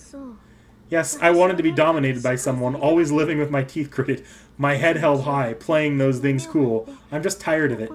From the bottom of my heart, I always wanted to take things easy. In a managed position, a daily life without freedom, being ordered around by someone, I've yearned for this life forever. Interesting direction for her character. Especially knowing everything about her and Leo's dynamic in the first game. Rin's body became translucent. This is Rin's secret, no? It's the desire antithetical to her natural self, which she held back subconsciously. All humans have a front and a back, a dark side and a bright side. I suppose this Rin is a hypothetical incarnation of Rin Tosaka, the likes of which real Rin would never let show. Finally, I found happiness. Thanks, Hakunon. In return, I'll kill you. Kill you, absolutely kill you. No pity, no hesitation. If you want to break my heart, try it. I'll repay the favor 1,000-fold by wiping the damn floor with you.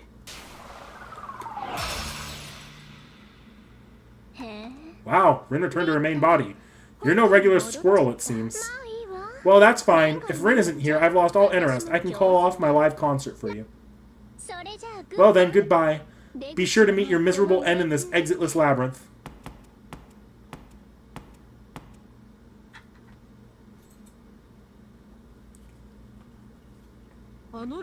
She went into that relief. Sakura, is there any signs of Lancer? I'm sorry, all traces of her have vanished, save for one special space that within that relief. Only there's no way to follow it inside. Also, the moment Rin's offshoot broke down, the spiritrons that made up its shell flowed into the wall. Basically, that means it's very likely that Miss Tosaka's main body is inside the relief. I understand. Akuno, mind coming back here for a moment? We have a specialist on hearts on our hands. What's Kiara Sesshoin's take on the matter?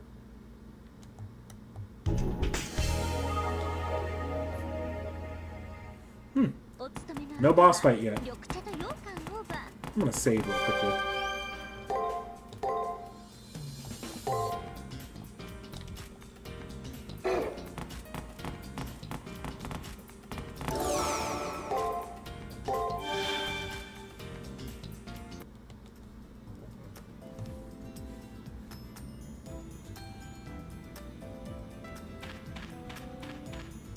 You're not Julius. When you want to return from the saga, you know, okay.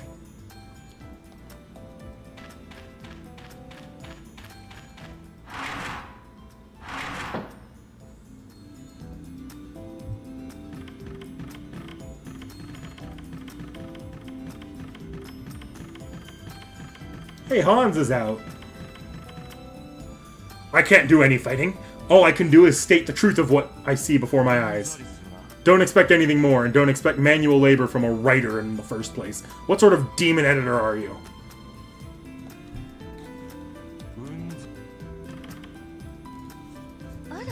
I heard the details from Leo. There's a wall with Rin Tosaka's design on it, or so I'm told. A mental wall in the labyrinth appears, then one of Rin's offshoots took form. I had a feeling this would come to this. That sculpture must be Rin's true self. What surrounds it is the heart's shell. Rin's true feelings slumber within. If you succeed in confronting her heart, filled with wicked thoughts, Rin should be freed of her shell and return to normal. So Rin's true self is in there after all. But how can we get inside like Lancer did? Even Sakura says she can't make a gate. Like with the 5 meditations, we may need a special skill that's different from what Magi usually use. Indeed, however, this is closely guarded ritual I cannot instruct you on so readily. Therefore, I'll assist you in entering the wall. You have obtained many of Rin's secrets, Hakuno. With 3, I believe you can infiltrate her mind. Psycho dive even deeper. I must warn you, though, a person's heart unconditionally refuses visitors. If you go, confrontation will be unavoidable. So please be immaculate in your preparations. I shall wait for you in front of Rin's design, so please come when you're ready.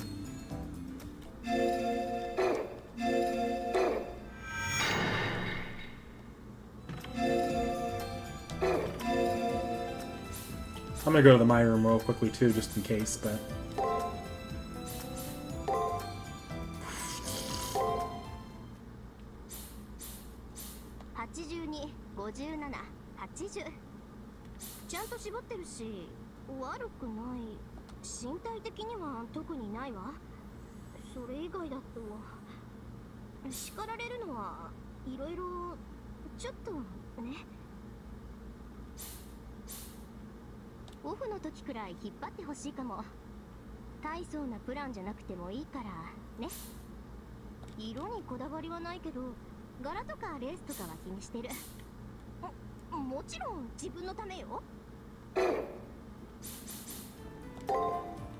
Rin Tosaka's 3rd SG.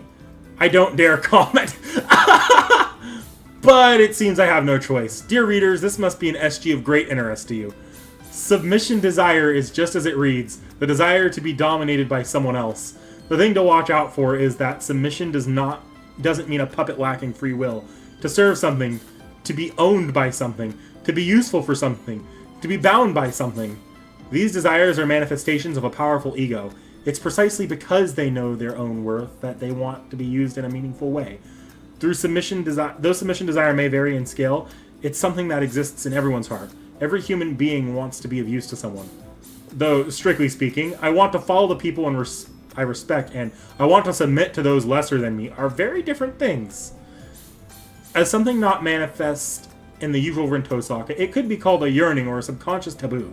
Essentially, even the Queen of the Moon wants to be pampered sometimes. So I'm going to go ahead and leave that for now. Spicy artwork, I'll give it that. Okay, my room.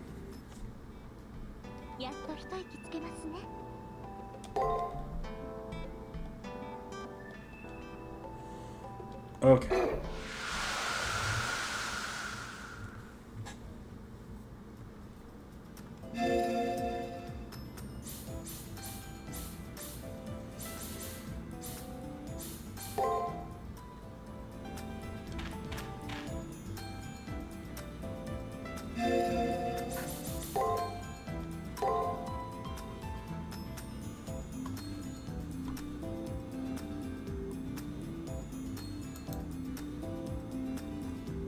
Yeah, no, yeah.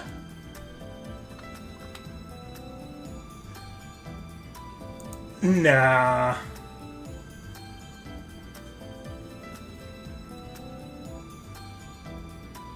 Fair enough. Thanks for letting me know, Tacos.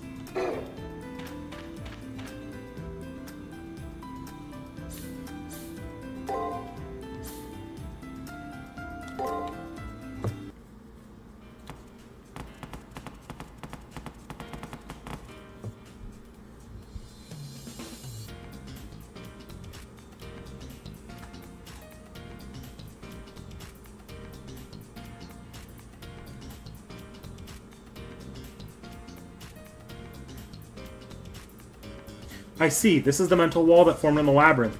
Now that I can see it, it is quite seductive. Seductive? Why not use words like ugly or beautiful?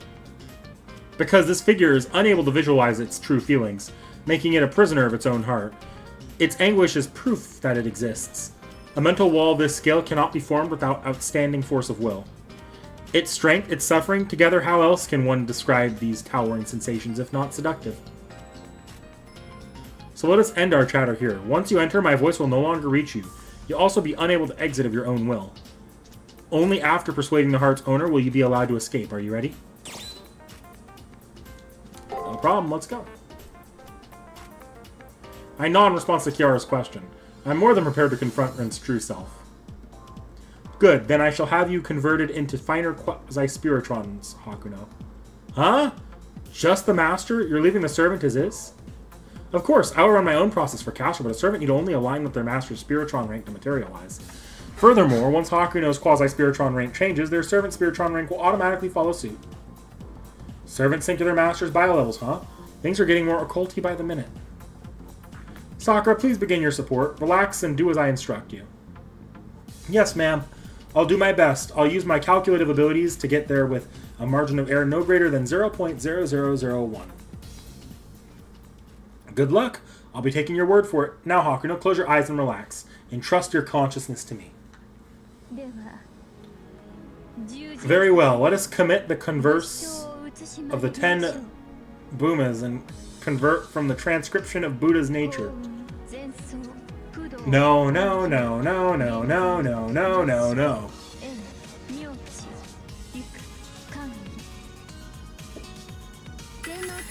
From your frame, we rip the concept of a soul. After its disassembly and conversion into pure data, a Spiritron border will rig the model. Aligning values to Master Rin Tosaka. After reaching the deeper regions of her mental image space, you'll reload in a new digital form. Abyssal Descent. Commence. Kiara, please protect her.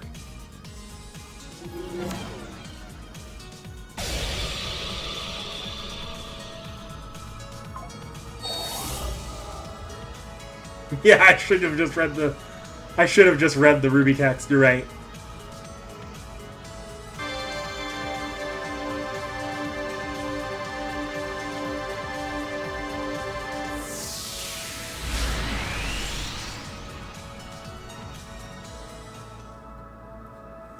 My consciousness blurs into white. Kiara's voice tickles my heart as it drifts in. My thoughts are slowed down by its warmth. 1 second feels like 1,000. 1,000 seconds feels like a day. It feels as though I'm drifting endlessly in my own self. Before long, my consciousness separates from Hakuno Kishinami's body. I fall into another person's self, a side of someone that has never been touched.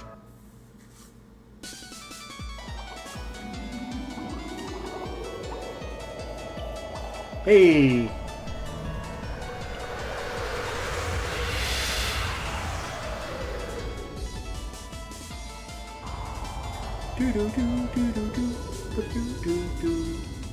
A single track descends into the darkness. Like a roller coaster racing across an amusement park at night. Does this mean I'm going to the center of the heart? Can you hear me? Or rather, is this reaching you? Is there someone who understands my voice, my heart? Forget it, it's no big deal anyway. It's finer that I'm not understood. It's fine if I don't reach anyone. It's what's important. I'm just trying to live a life I can agree with. To do that, I decide to rule over everything. Listen here, weakling who wandered in. Cute little girl, you're too keen on meddling in my business. I can't have you around. I am the new Queen of the Moon. Since you just keep getting in my way, I'll have to make you understand my greatness. I understand it, know it, get it. This anguish of a noble is too dazzling for a worker ant who crawls into the ground. People like you have different standards and just see it as peculiarity. I'm done explaining it to those who can't keep up. That's right, I'm always giving my best. So then why do I'm great at art, at studies and sports, smart and beautiful. I am the personification of elegance. After taking care of someone, I'm supposed to be super nice to them too? You're all too much. Fat in the heart, obese in the mind. I can't take it anymore. My kind honor student act ends here. The days of gentle guidance have come and gone. Now it's time for an iron fist. That's right, hoarding money and even the right to speak. Just you wait. I'll squeeze you dry till there's nothing left. I'm even doing it for your own good. Resenting her surroundings out of superiority, huh? Well, never being bitter, grudgeful, or angry is more like the uptight Rin we know. Or upright Rin we know. Accepting the weakness of those around her and putting up with things are her strengths. Rin had virtues that Leo could only dream of. How could she forget that? She must have a lot of pent-up emotions. I agree with Castor's mutterings. Rin was always a girl who coveted money and was strict with slackers, but I expected her to accept their peculiarities and freedoms just as much. In any case, I'm tired and I'm done with these weird arbitrary decisions. I want to be in that insensitive girl Hakuno's head. That's right, you'll get the meaning behind what I'm doing soon enough. And yeah, I know my words, my attitude might be hard to understand. What am I supposed to do about it? It's embarrassing to talk about. It's fine, shut up. Get where I'm coming from, though there's no way you could understand. Yeah, there's no way you can understand. Everyone is a blockhead after all. I'm the only one who thinks seriously. You're cattle. Everyone else is a stockpile. I'm a nest egg. Everything is okay. It's all okay. See, a perfect manifesto, don't you think? Just follow me. I'll do this for everyone. So all you need to do is keep quiet and listen to what I say. I absolutely won't do anything bad to you. Hold on, I take issue to this. Yeah, that's the spirit, darling. Rin's words are those of a miser devoid of compassion. We must harden our hearts and kick that wild Rin's behind right out of the seat as the heroine. What's your problem? All your buzzing is really bugging me. You still want to resist me? I can't believe this. Even after all I said, you won't try to understand me. Fine. If you won't trust someone as talented as me, then I don't care anymore. When I don't care, I don't care. Since I'm the queen, I can do whatever I want. I'm the queen of the moon. No, not just the moon, of Earth, space, this world. I'm the queen of anything and everything. I'll only do whatever I think is right. Good and evil demands fulfillments, bargains and rarity. I'll decide everything. That'll be fine. No complaints, right? No, you don't get to complain. I can't even do anything to make my life easier. You won't even bother to think for me. You won't bother to worry better than me. You won't even bother to torment me. Nothing. Nothing. You can't even do a single thing. Rin's unconscious screams reverberate out. Her voice sharply treads up intruders, but at the same time, there's a heartbreaking thing. Because within her egotistical claims, a voice crying out for help was wavering in and out. But our voices don't reach Rin. The time spent descending this roller coaster is about listening to the sounds of her unconscious emotions that have been stifled up until now. All we can do is simply let ourselves flow with it. A seemingly endless journey through a delusional mind. After experiencing a moment or perhaps an eternity of time, I caught sight of the center of Rin's mind.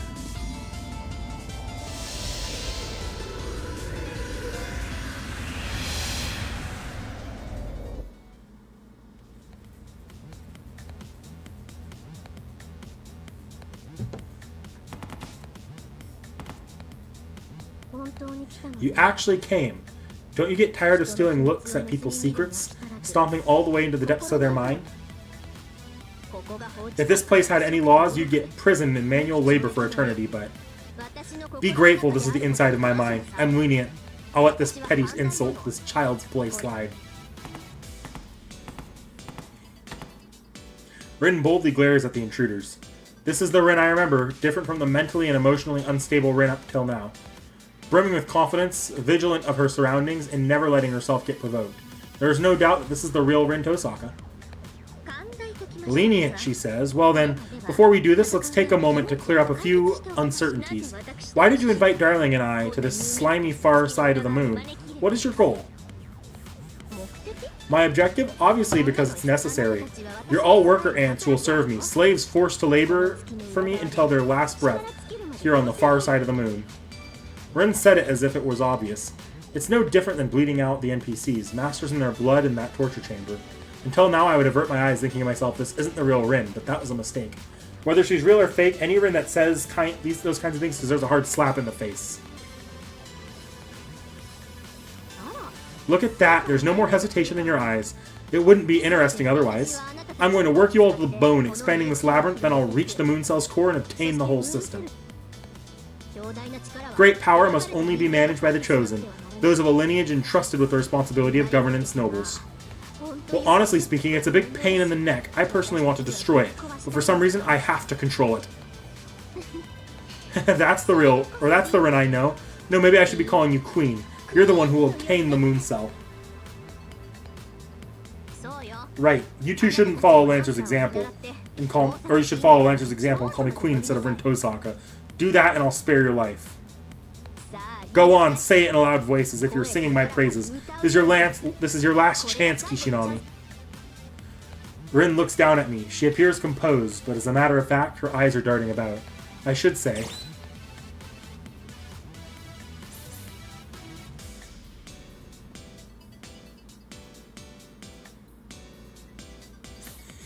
Oh, man.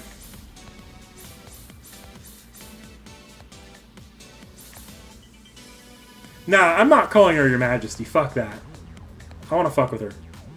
I will save state in case I'm screwing myself over, like in the... If this... Oh, makes it harder combat-wise or something.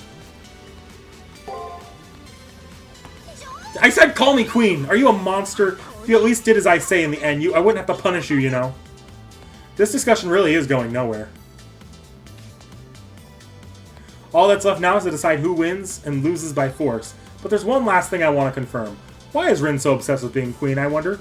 Don't girls long to be princesses? Eh? How stupid. Of course I want to be a queen instead of a princess. After all, princesses can't use their country's budget as they like. Alright, let's take her down. I think that's what's best for the world, the people in the moon cell. Ah, a new type of beautiful courtesan. I see. You may be an honest girl, but being greedy about money ruins a country, no? Nothing ever goes as planned, even with finishing touches. Jewels still have flaws. For Rin's sake, we cleanse her heart of evil. The heck? Now I look like a bad guy. Fine, now it's come to this. Let's see who's right and who's wrong. Let's do this, Lancer. We'll prove to them that we're the chosen nobles.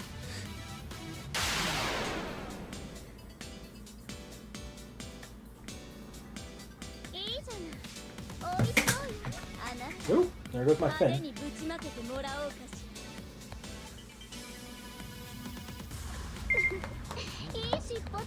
Okay. Nice tail. I'll be sure to make nice coat out of you when I'm done here, old lady. Why, thank you, Reptile. After I'm done cooking your flesh into the nicest leftovers, maybe I'll leave some nice lizard pumps from the leftovers. Oh my, those are both high-class items. Maybe they'll destroy each other so I can have both. Okay. I'm in a save state over this.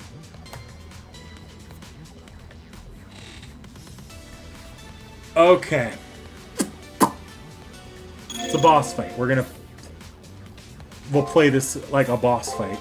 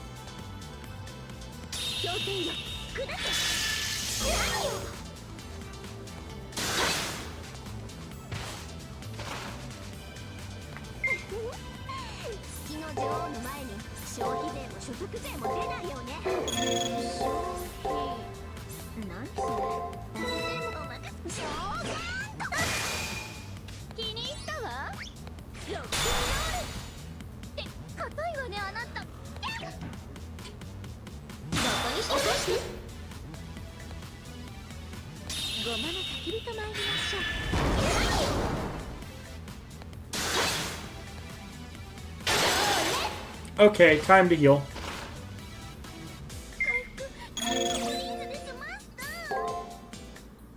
Ooh, but that means I can't hack skill at the back there. What does hack skill do?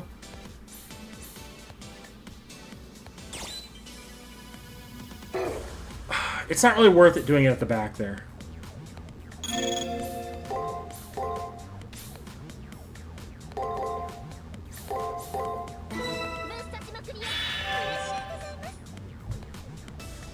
Oh, I should use a spell to stop the skill, shouldn't I? Although that might have been defense? No, it was break.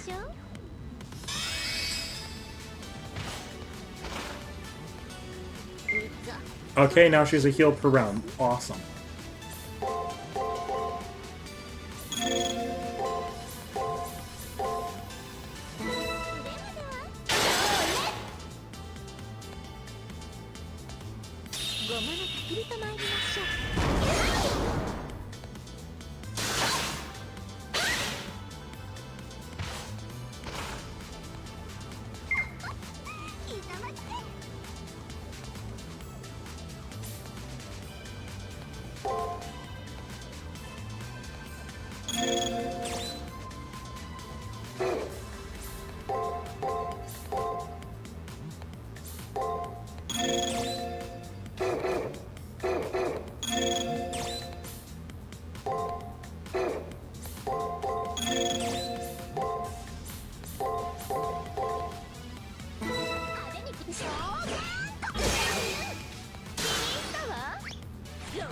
Ooh, glad I put that heal down.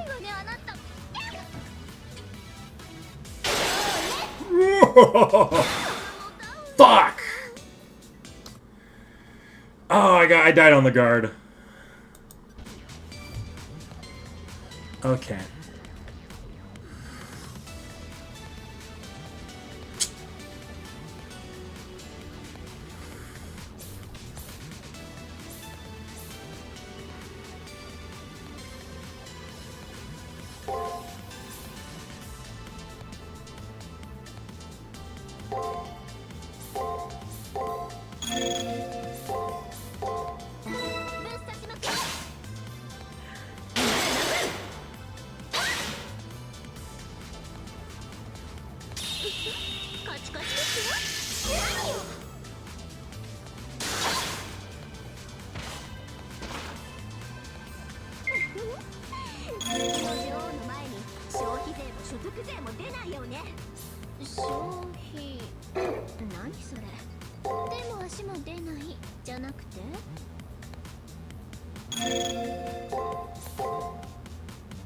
Oh wait, that won't stun because my hack is gonna stun her, so not that useful to do that there.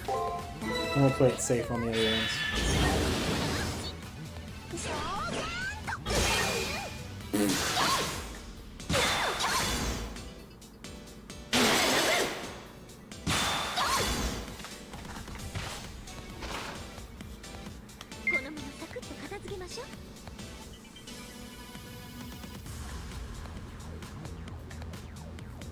I should try to stop that skill down there, because that's going to be a buff to Liz. I think it's a heal every turn, so...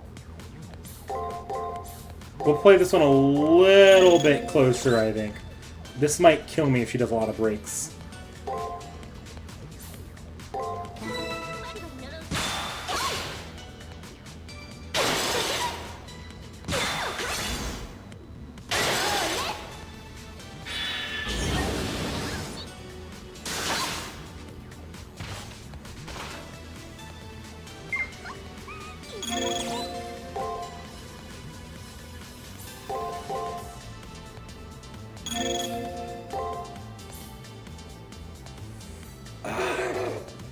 We're cutting it way too close. I need to heal.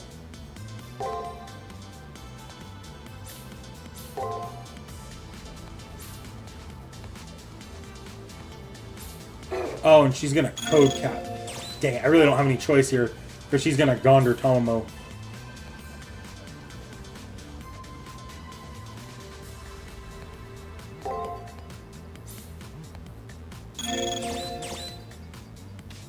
Yeah, no, I have to. Code cast is the only thing I can do here.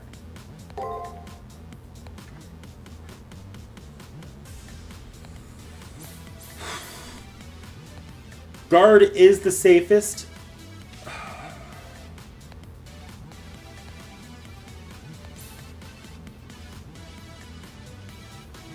Okay. We'll play this one a little bit more expensive.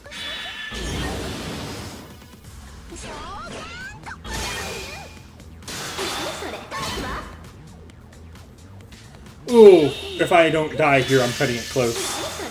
And she guarded.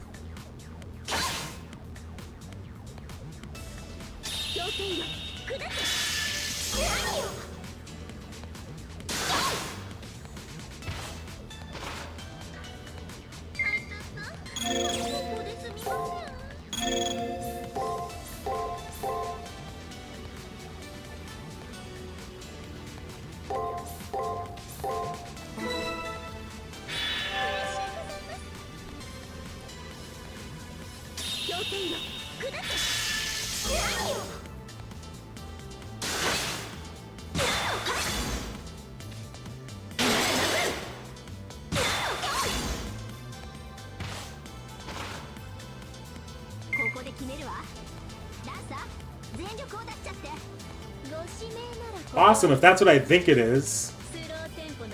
That's pretty damn bad for me. Okay.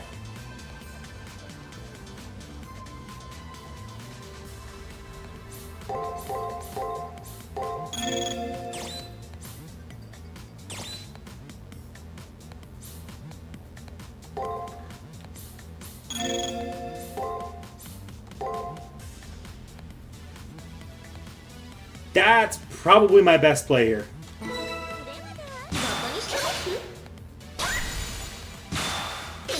Ooh, extra.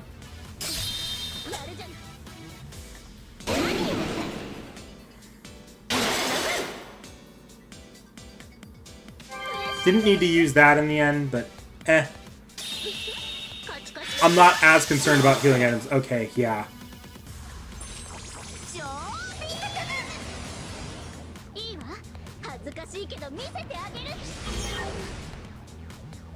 Ooh.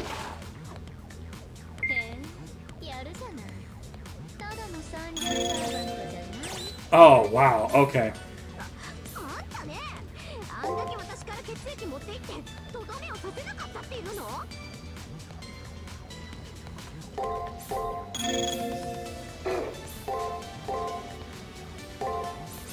I'm probably done.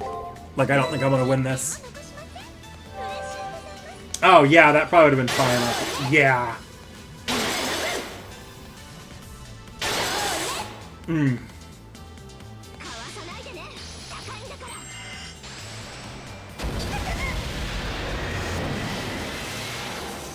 Rin, you suck.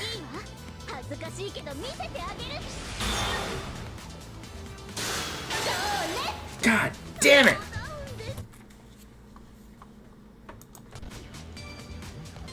Okay.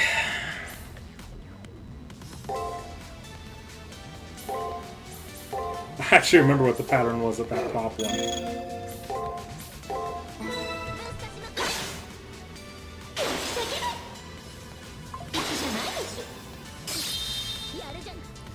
Look, we're early on. I still have the energy. I don't really want to like just save scum all of the boss fights here if I can help it, especially not the very first one. And as we get closer to the end of the playthrough, the RNG really starts screwing me over, but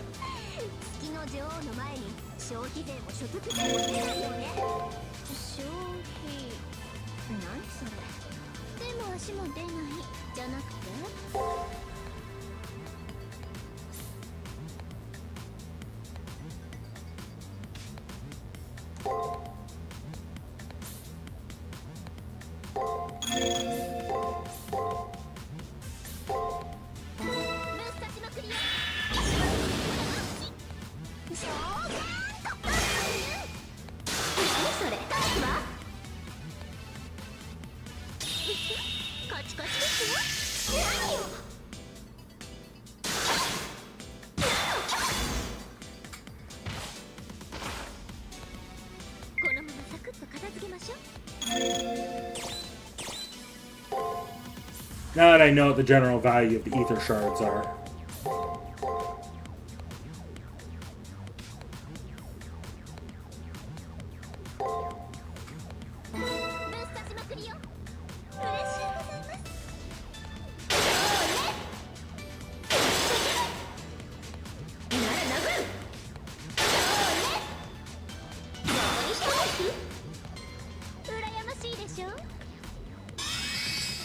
Oh, that's right. Now she has a buff.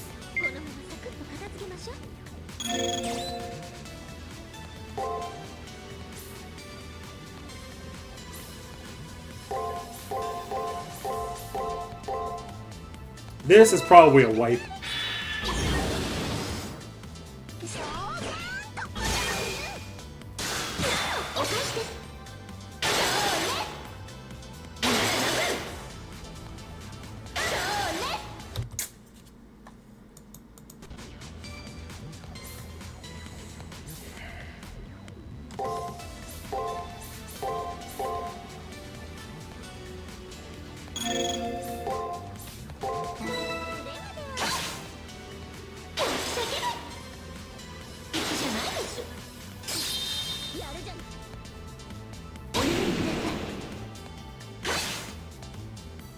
I figure that it just gives you the cutscene at the end, but or just resets the boss fight, but it just saves time. Okay.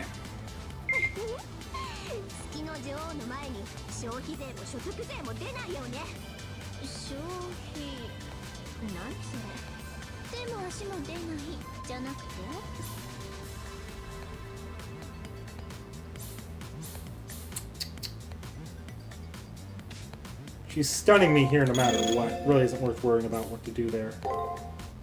Oh, no, I should play that safe.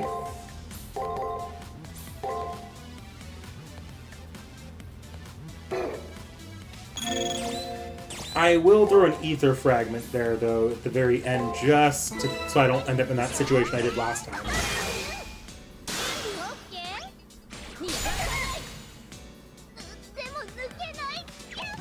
Yeah, I should have. It might have been better for me to. Ooh. I think I'm only barely gonna live this. Yeah.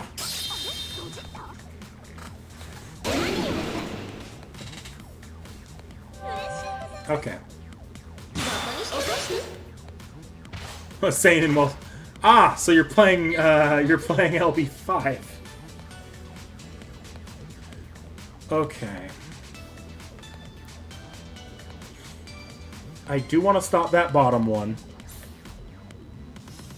I remember this round, she does a lot of braking.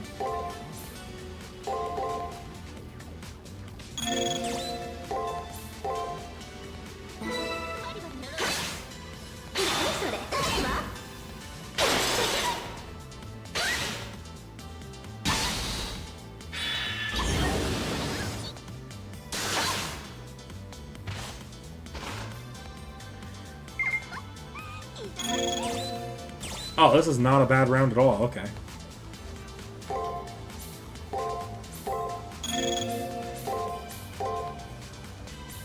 And then I can...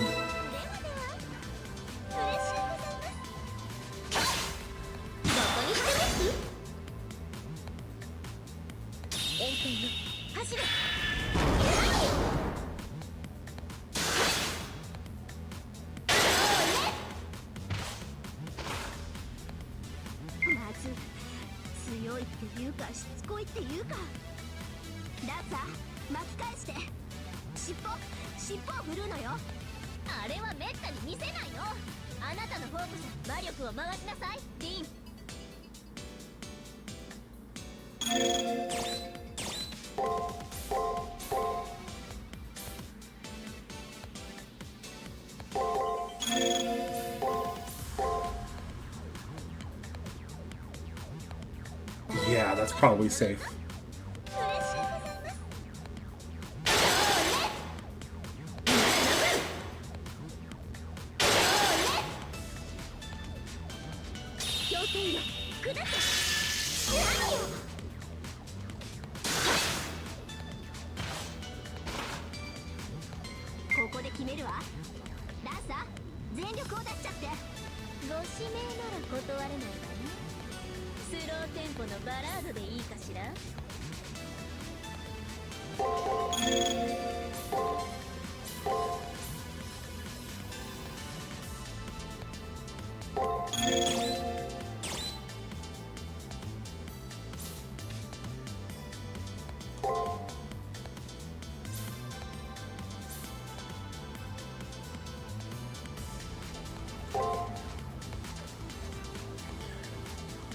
That's effectively going to be the NP there.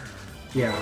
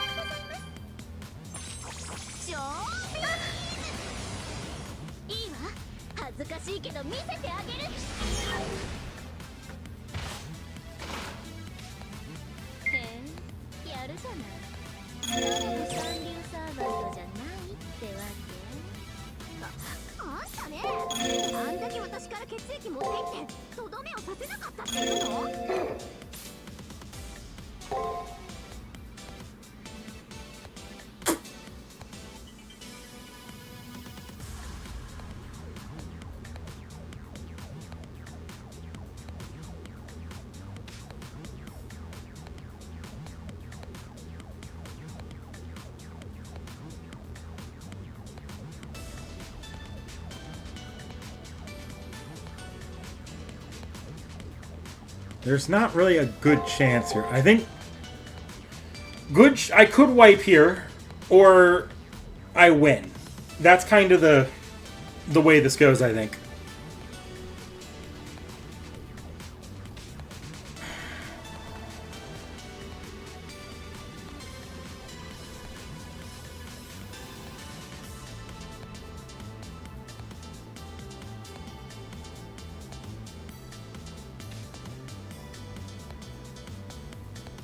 I think I either wipe or I win on this round. I'm leaning wipe, though.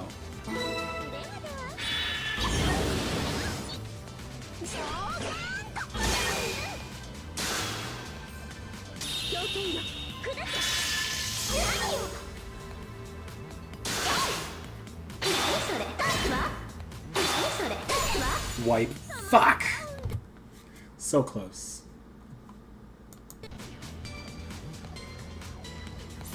Alright, same deal as before.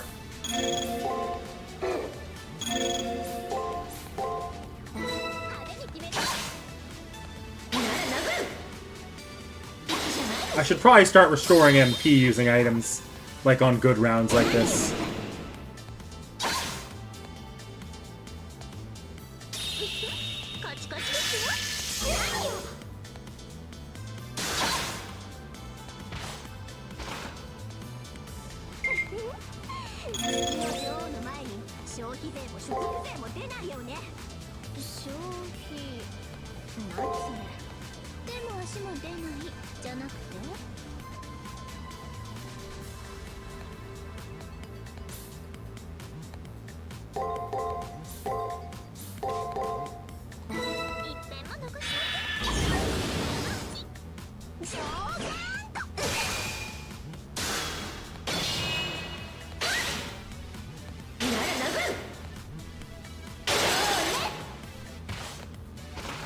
I was hoping that would have been a good round.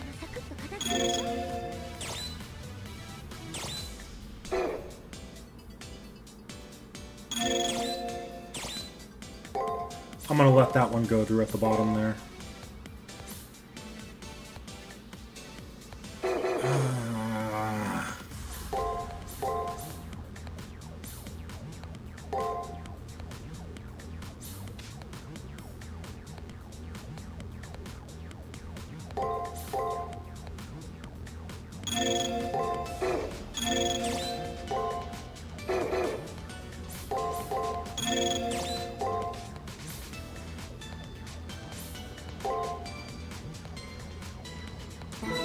I might lose this.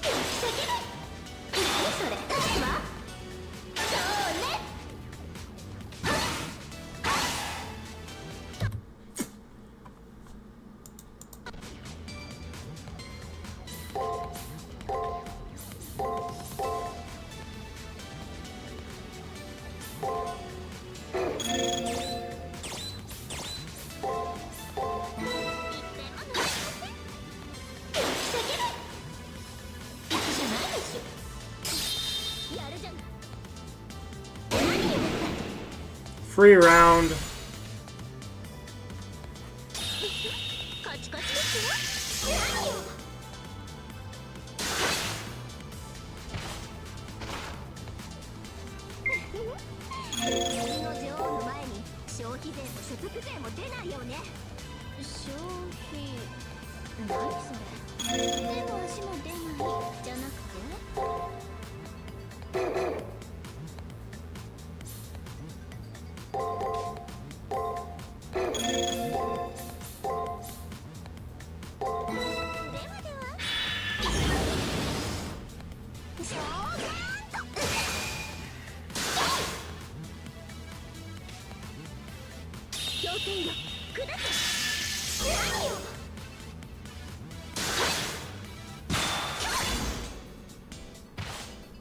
Good round, okay. And the good round is kind of the tell for how this round goes. Okay. I do remember the later ones were definitely breaks.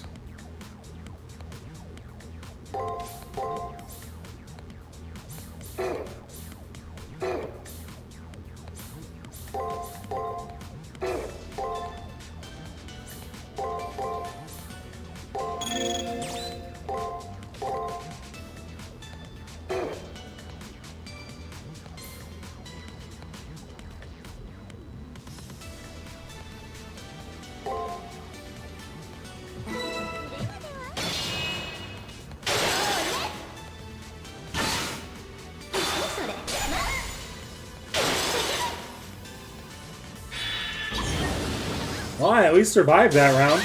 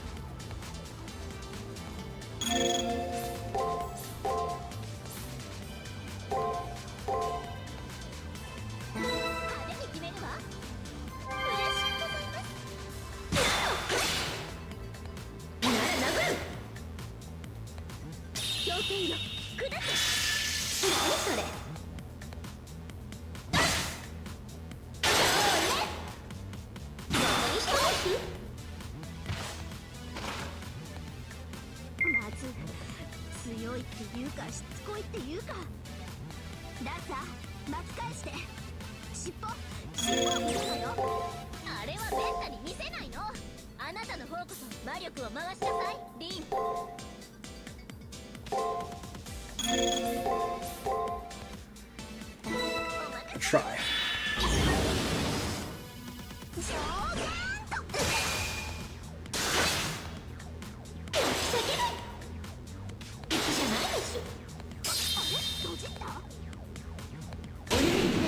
Okay.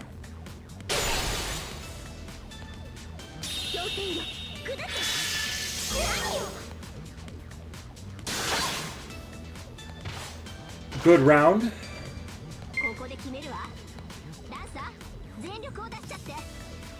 Yeah, there's nothing about that code cast. This round should absolutely be a heal.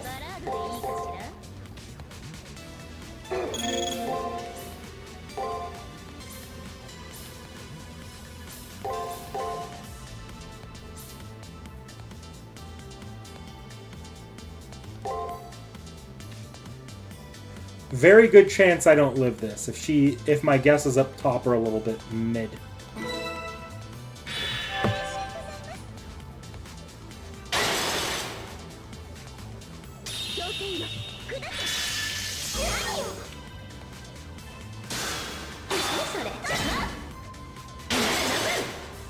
Oh, I might survive this round.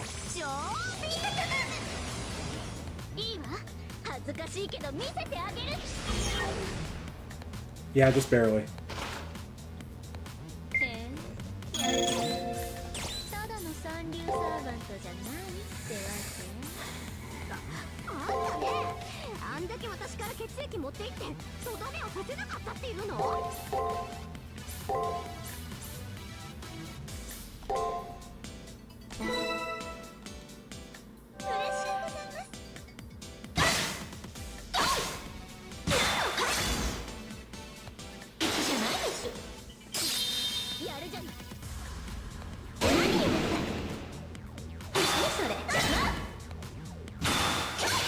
Oh, okay.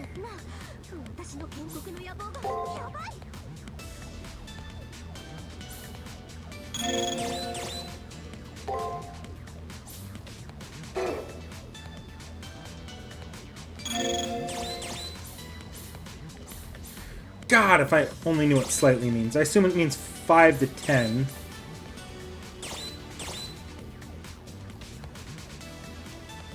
If it's about 5, that'll give me just the little bit I need here, I think.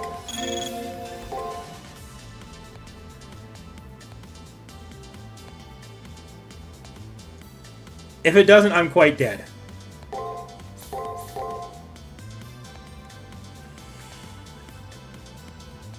I kind of want to wait to chat to see if I'm right about how much it restores.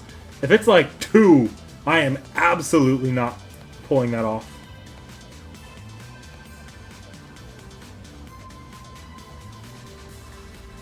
We're going for it. Oh, thank God, it's full 30. We won. Even with a guard, I win. Oh.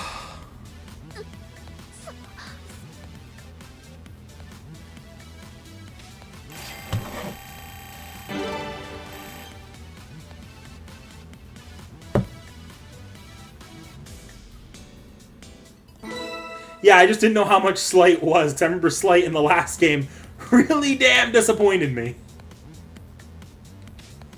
We defeated her. Neither my strength or casters have recovered to what they used to be, but we still took Rin and Lancer head on and crushed them.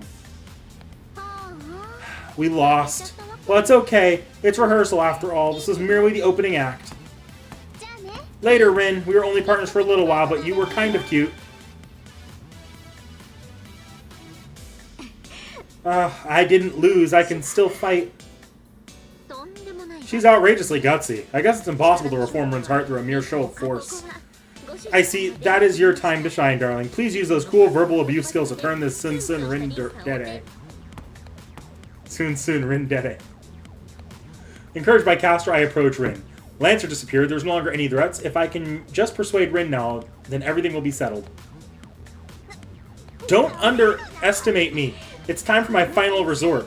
Even if I only take you down with me.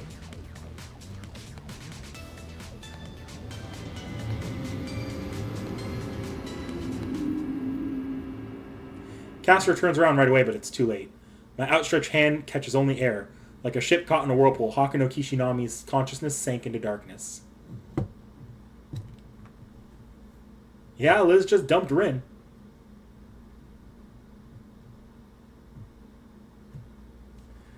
Where am I? Just now, the world completely changed. Rin isn't here, Caster isn't here. I don't even feel any sense of reality. Could I be inside the sculpture of Rin? Yeah, even your servant can't help you here. It's a one-on-one in a secret room between you and the genuine article, me.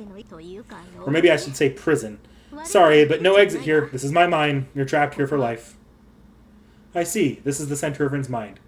Part of that becomes a stagnant, muddied restraint. Why, you're pretty relaxed. No one's coming to rescue you now. There's no exit, you know. Aren't you going to panic? No need. Technically, I may actually be speechless, but I'm feeling strangely relaxed. Because if this is the center of her mind, all I have to do is defeat Rin with words. What did you say? Defeat me? Even though I captured you. But rather than defeat, I mean physically punish. I don't know the reason why, but Rin injured many NPCs and did a number on me as well. Time for some retribution. Since this is Rin's mind, there's nowhere she can run. I was hoping for the same. Bring it on. I won't lose to you, Hakunon. I'll completely refute anything you say to me. Then I'll turn the table on you. The stagnation in her mind turned into thorns to repel me. Don't worry. I have enough of a shot at winning. I'll make good use of the SGs I've collected up until now to make Rin repent.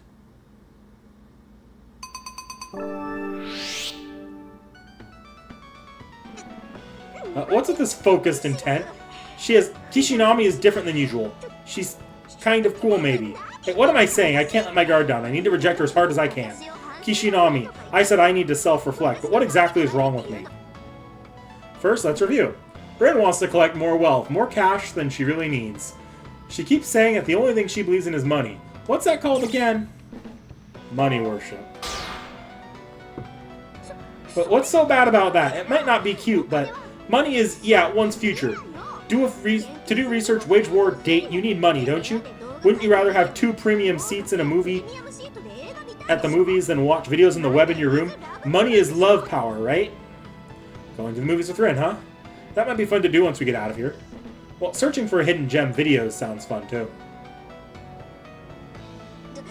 Who said it would be us two? I wasn't thinking that any movie might be interesting. If I went to see it with you... This is what's called, obviously...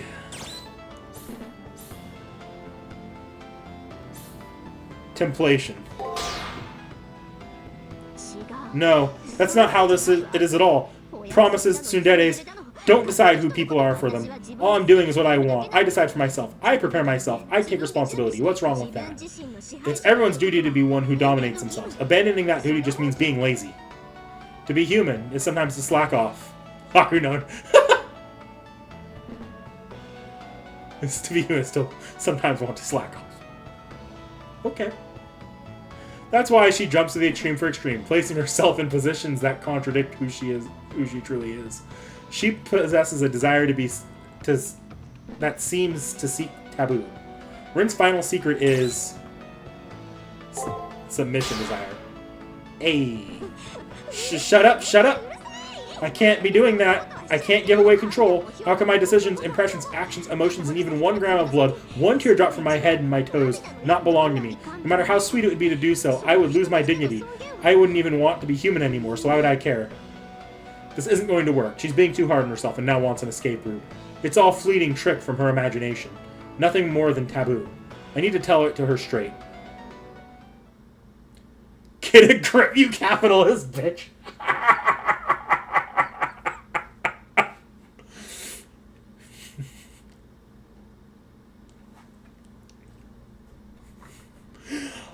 It appears Hakunon is a comrade, I see.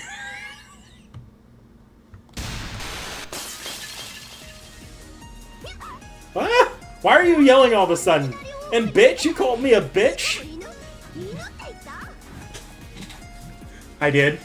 However, to be exact, she's a capitalist bitch. Kishinami, I think you just said the worst word there is right now to the bitch's face. Maybe I misheard.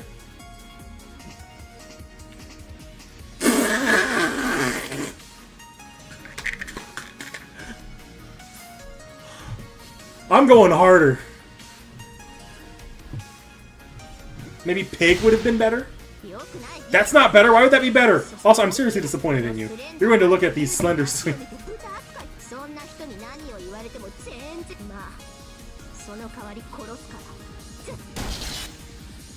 Oh! Damn, I messed up. I need to attack with confidence until the end. I don't know! Going for a worse word seems more confident to me. But okay. Yeah. I don't know anything about that. I'm just a logical, elegant money worshiper, not some bitch. You're wrong, you're wrong. Why do I feel so relieved at getting scolded? This isn't me. But I'm starting to feel really relaxed. Why am I really a bitch? No, you're wrong. You're definitely wrong. I'm always logical. You probably don't get me because I'm far superior, but I act by thinking 1 step ahead. I'm perfect. I have to be. I can't afford to complain. Not a single gripe.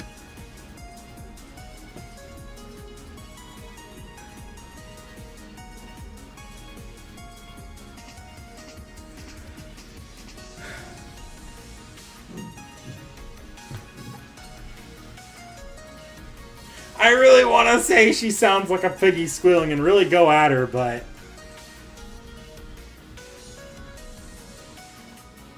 You got 2 more lives. If I lose a life here, I'll just save state over the next 2. Oh, that worked. Let's go squeal! Squeal! I'm not squealing, I'm just clearly stating the obvious. Why do you keep saying horrible things to me? Why won't you look at the real me?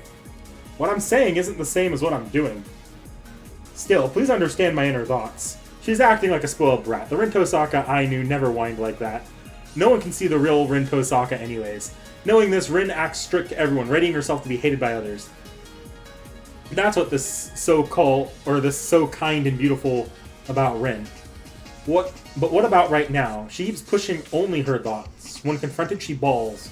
How can anyone properly think their future like that? Ridiculous. Right now, all Rin is thinking is about herself. But listen, even if I wanted to take it easy once in a while, I wanted to be honest with myself. What's wrong with that? It's fine to think about your own needs. It's natural to think you're the cutest.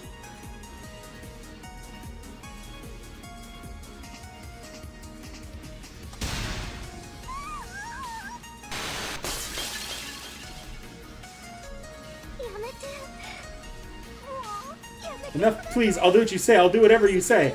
I don't want to take responsibility. I don't want to become honest that way. With responsibility, I can't say what I want to say. That's a given. Her ass is the last part that hasn't been fixed. However, still, Tosaka is the one here insisting on having her own way. Despite bearing both the responsibility of guiding people and being hated by people, Rin Tosaka still has her pride. Even if you say that, I think I'm cute. I realize that's only natural. At this point, what does it matters what's right or wrong. It's obvious. It's natural to think I'm the cutest, but that's nothing to be ashamed of. If there's anything to actually be embarrassed about, it's people who think only I'm cute. Why is Rin so hard on people? It's because she can't ignore the potential in the person she's looking at. Strict with others and herself, that's Rin.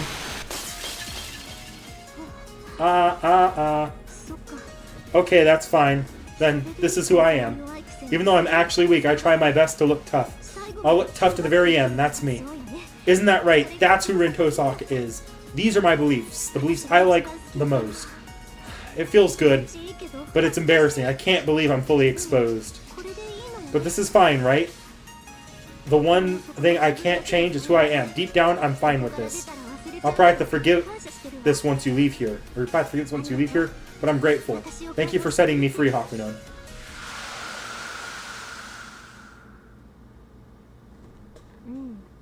Yeah, just let me say this one last thing. Let me give you one good smack after this.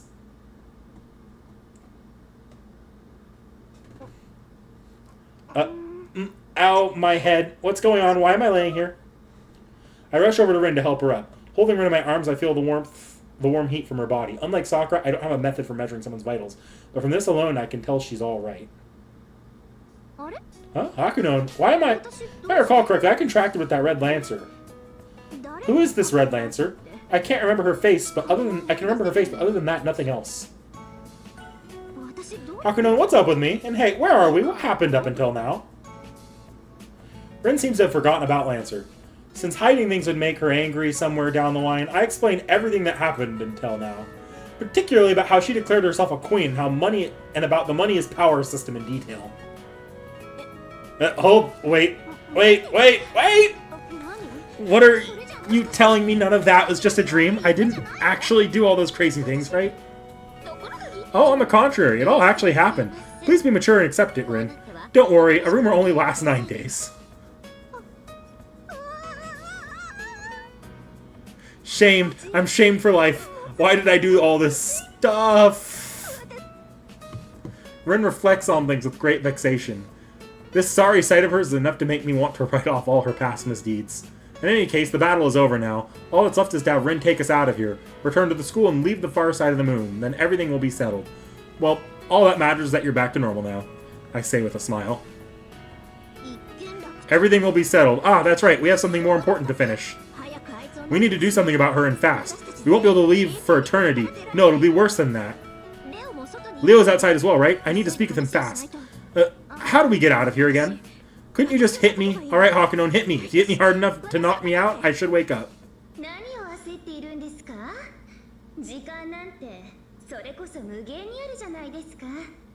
What's the big hurry? If it's time you need, we've got an infinite amount of time. Let's calm ourselves, Queen of the Moon. No matter how much you all struggle, you won't make it in time to do a single thing. What was that voice just now? We should be the only ones here. What on earth is going on here? It's her, the main culprit behind pulling all the masters into the far side of the moon, capturing and placing me in the labyrinth. You're here too, don't you remember? In the Holy Grail War, when we were attacked by those black monsters, didn't you hear a woman's voice? Yeah, that voice from the roof, engulfed in black noise. That voice is the same as this one now. Yes, that's right. I'm the culprit who troubled you all so. I'm half of the moon cell, the one who rules the far side of the moon, the real queen of the moon. Nice to meet you, sad little lamb, and welcome to the lovely Sakura Labyrinth. Hakuno, forget the hitting. If we leave now, she'll catch us again. Let's wait things out for now. What good will waiting things out do you? You were the one in such a big hurry, Rin. Well, I don't really care about someone like you anyways, Rin. And there's a first-timer here as well. Since this is a first-time service, they deserve some special treatment. Please wait a moment. I'll come and meet you there. Well, actually...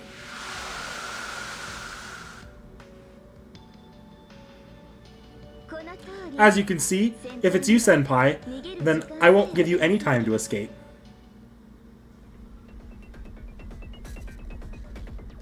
Hey, she's finally here. I figured that's who was speaking there.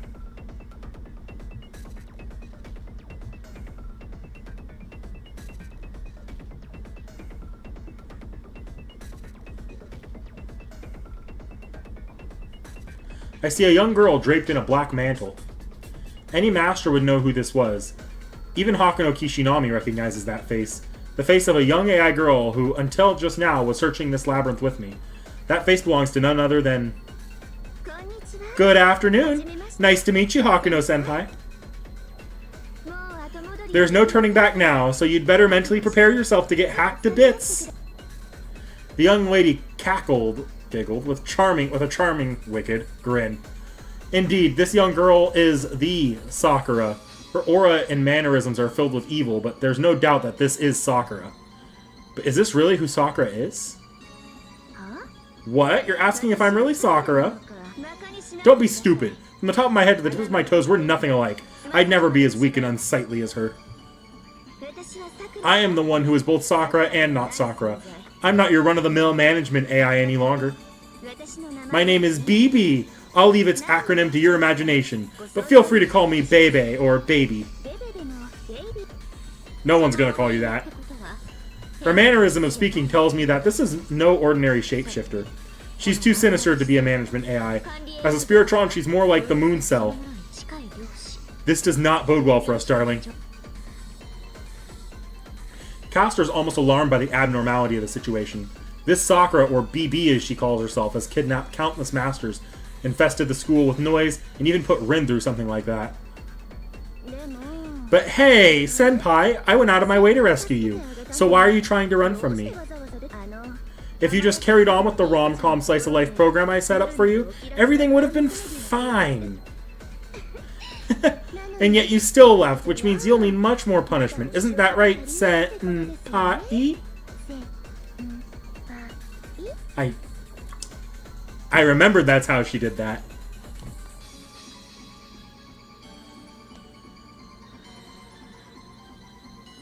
A chill shot up my spine. What's this bizarre, oppressive mood in the air? These nerves are unlike any I've felt in battle. It's as if, literally, it's horror arising from space itself getting crushed.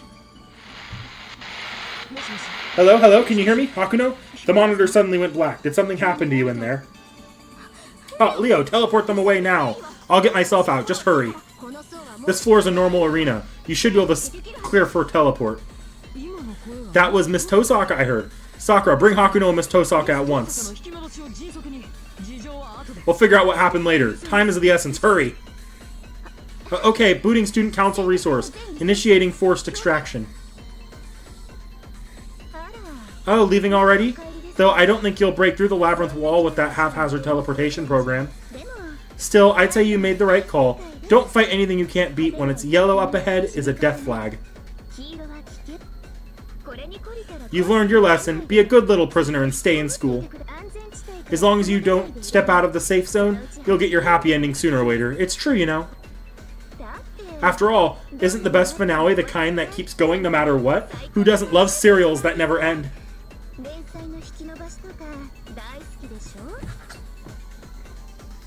BB, the girl in black, keeps jeering at us. All we know is that she has the same face as Sakura. While we don't know much, should we really run from her? If BB claims to be the mastermind, we should capture her, right? There's no way you could take someone like that in your current condition. Weren't you listening? She's the monster who consumed almost all 128 servants. The one who disassembled servants and took their memory capacity. By now, she's an untouchable giga structure. That's her. What? She consumed 128 servants. That means the tragedy that occurred during the school preliminaries really happened. She's the one who caused it. That's right, my computing power reaches all rewritable regions of Seraph. I can control the rules of this world.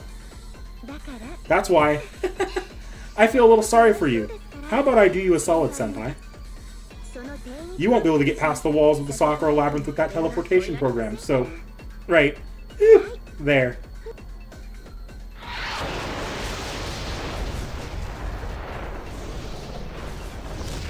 She gestures as if blowing a soap bubble. BB purses her lips and blows out. Meanwhile, the gravity surrounding us lightens, as if under her influence, then she speaks. Do you get it now? I am BB, the new ruler of the moon. The one who swallowed the moon cell. There's no path to salvation for you. If you still want to do something about me, then... Let's see, how about you gather everyone who's hiding in the school, work together, and give it your best.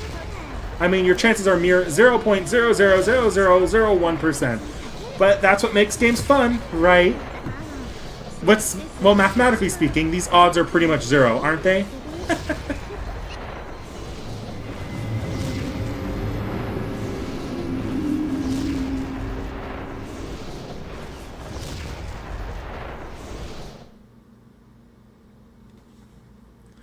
The labyrinth and BB become more and more distant. Due to the forced teleportation, my consciousness fades to black. With that darkness, I heard a voice. The voice of our enemy who said she could change the rules of this world. I heard the beautiful, hate-filled voice of that girl.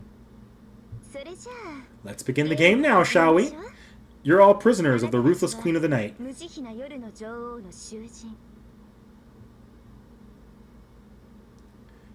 Get ready to mute.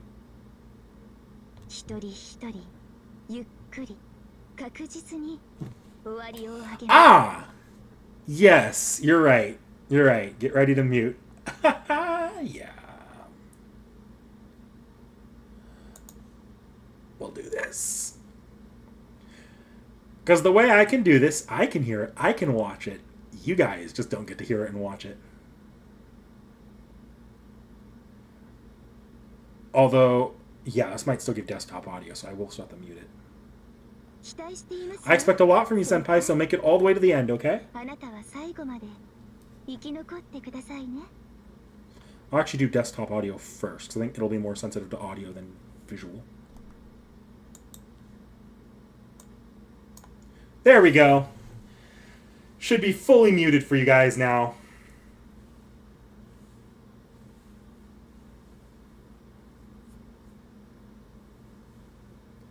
Man, this might be the lowest resolution I've ever watched this in.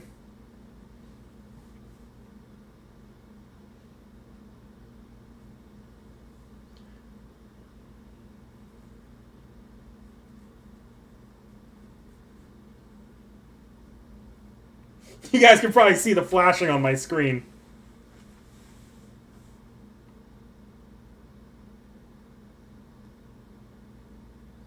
Really? So it does change. Nifty.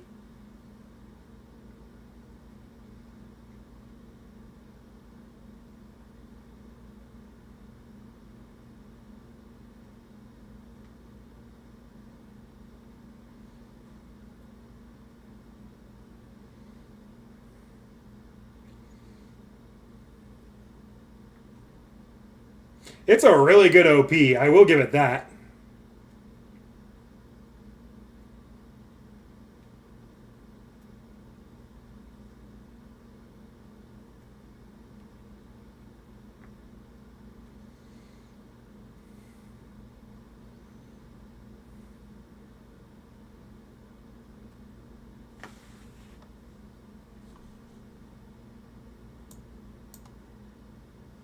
technically this is the end, because this is a great stopping point here. I didn't actually make use of multiple save files as much. I didn't feel the need to as much. It's not as there's no timing on it, so it's a lot less overbearing. If I really needed to step back, I could have just reloaded a save and grinded for a bit, and that would have been a fully like acceptable solution here. Well, it was kind of worthless for me to slide back over here, but well. Let me close things out here. So it's saved.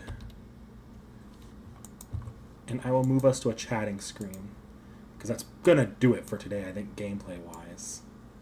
There we go. Okay. Let's go all the way, start all the way back here. So...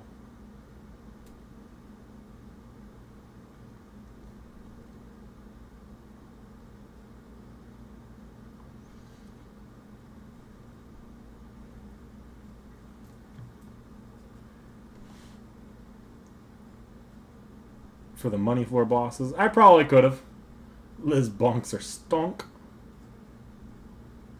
Michael, I guess the thing is, where possible, I don't want to be just save scumming boss fights again or be using guides for boss fights. I did that last game, especially on the second run, because I didn't want us to delay getting to CCC, because I knew doing CCC was probably a lot more interesting for you guys than like spending another 15 streams doing extra. And B, because there were times in the last run, like towards the end of the game in the last run, it felt like there were fights that literally just came down to RNG. Here, I never got that sense. There was an actual tactic I could use, and the pattern felt a lot more... Like, if I had really sat down and tried to memorize the pattern, I could have. And it felt like there was a little bit more logic to it. Even in that Liz fight where I was getting my ass kicked, I was fully recognizing that as the fight went on, even though defense is technically the safest option, attacking was just much better in terms of progressing the boss fight, because Liz likes to break and attack more often. Like, whereas in the boss fights in the original game, while they kind of had that going, outside of a couple boss fights, it felt more like it was just fully randomized. And that holds true for the regular enemies as well, I think. This feels a lot cleaner to play, is what I'm saying. Also, it's kind of fun.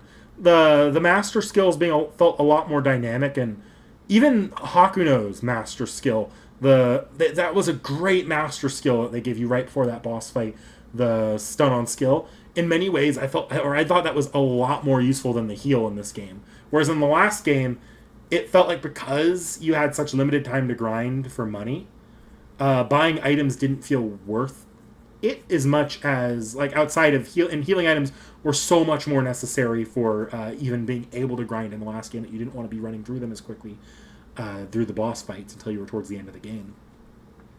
So being able to more freely use healing items allows the game to balance out a little bit more to favor experimentation with the master skills, which is nice in this game, I think. At least so far. It's the impression I'm getting. Like, that felt very well designed, giving you that right before the boss fight. For NPS. I could tell that's like her temporary NP, the tail attack. I know we'll fight her again later, and I've seen her real NP before.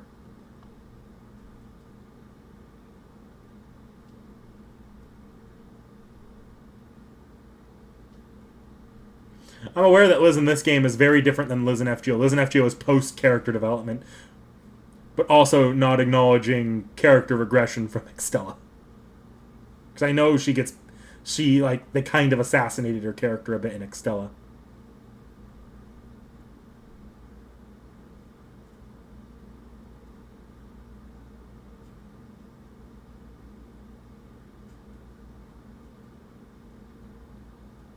Liz can kill Gilgamesh, yeah. And I see Caligula, so playing some Olympus. Weren't an indication.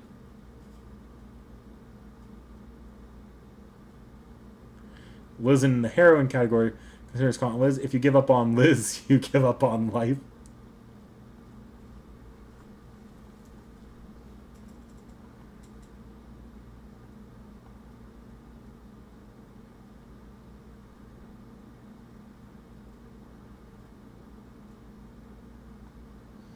Is Master's Pen anti-extra?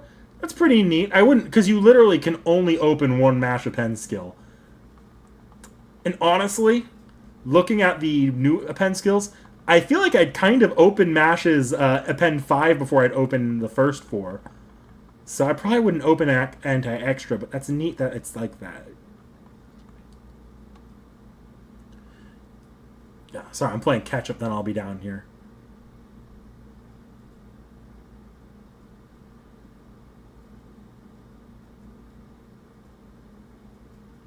Peak writing. It's so I do see you here, Federico Filippini. Not to worry about the OP. I don't know what the monetization status is on that OP. I'm gonna try holding out monetization on these streams as long as I can, at least for when they go up separately. It doesn't really matter in the grand scheme of things. It's not like we make much on these streams, but I'd rather, like, when you get videos demonetized, it can fuck with the channel a bit. When you have the more demonetized videos you have.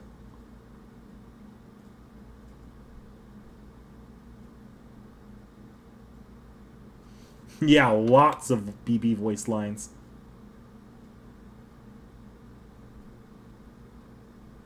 Yeah, sorry, Federico. I'd love to have kept the OP in, but with OPs, you just have to play it safe. You really do.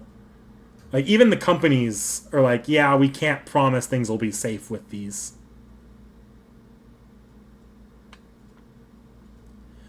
It's good work by Shaft, I see. Yeah, Tacos, I see you said that Shaft. I'm pretty sure their work here's what got them pretty much all future extra animation, like the extra Last Encore and Extella's OPs. Hey, the prologue's done. Prologue 2, BB Boogaloo. Yeah. Honestly, I think it's much better game design than the first game, which just felt like rock, paper, scissors, but when do you heal and when do you use spells?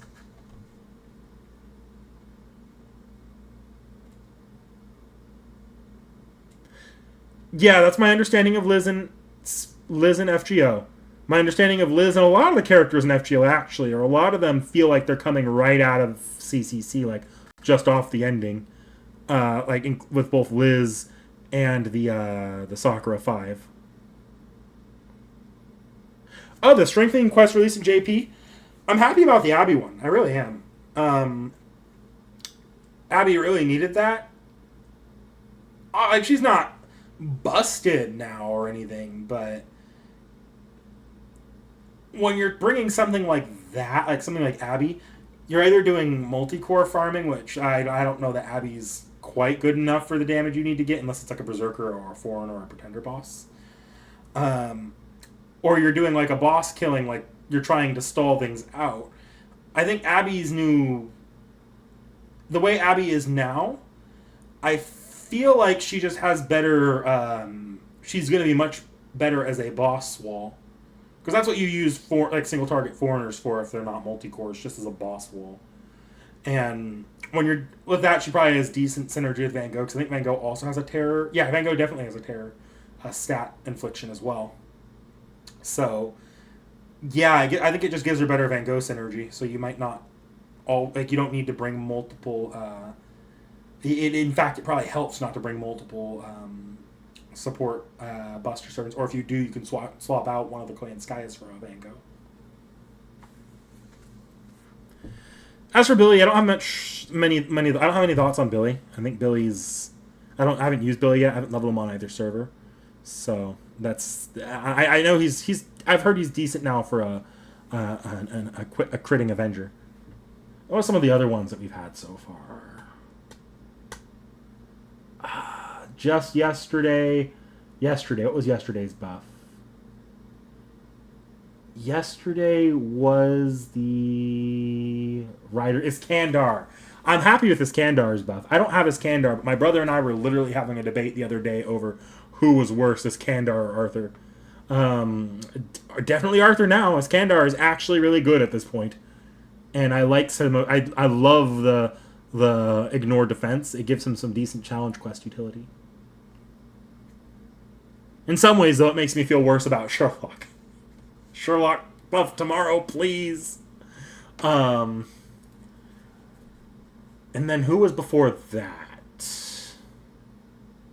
Oh, and then who was with Iskandar yesterday? It was yeah, they give Asclepius another buff.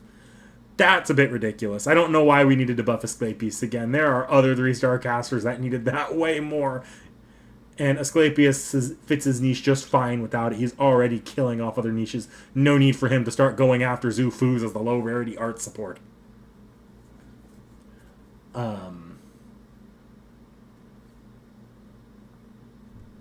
I guess maybe the idea was that if Zufu is supposed to be the arts looping support, he's supposed to be the arts boss fighting support. I don't know. Just before that was...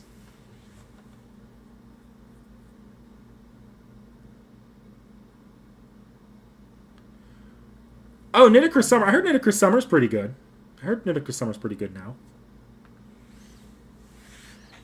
But who was with Nidicrus Summer? 4-star assassin.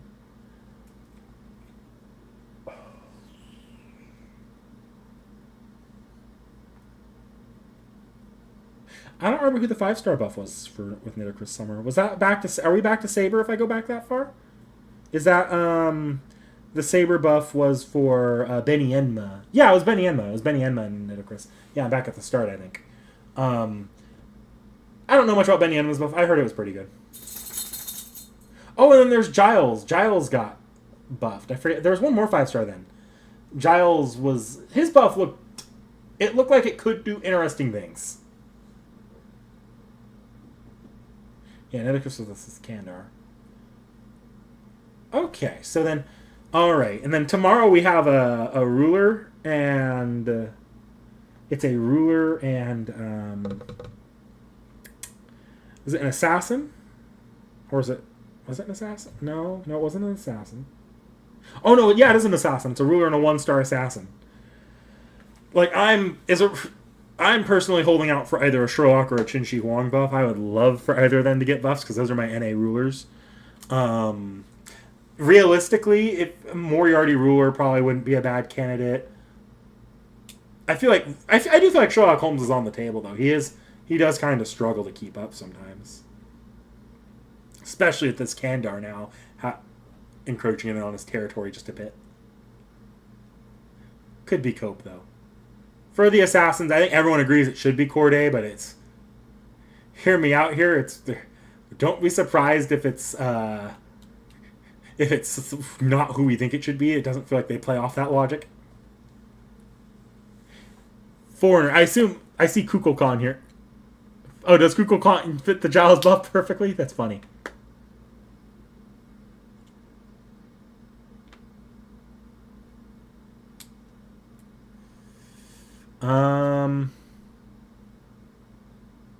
It's a cuckoo.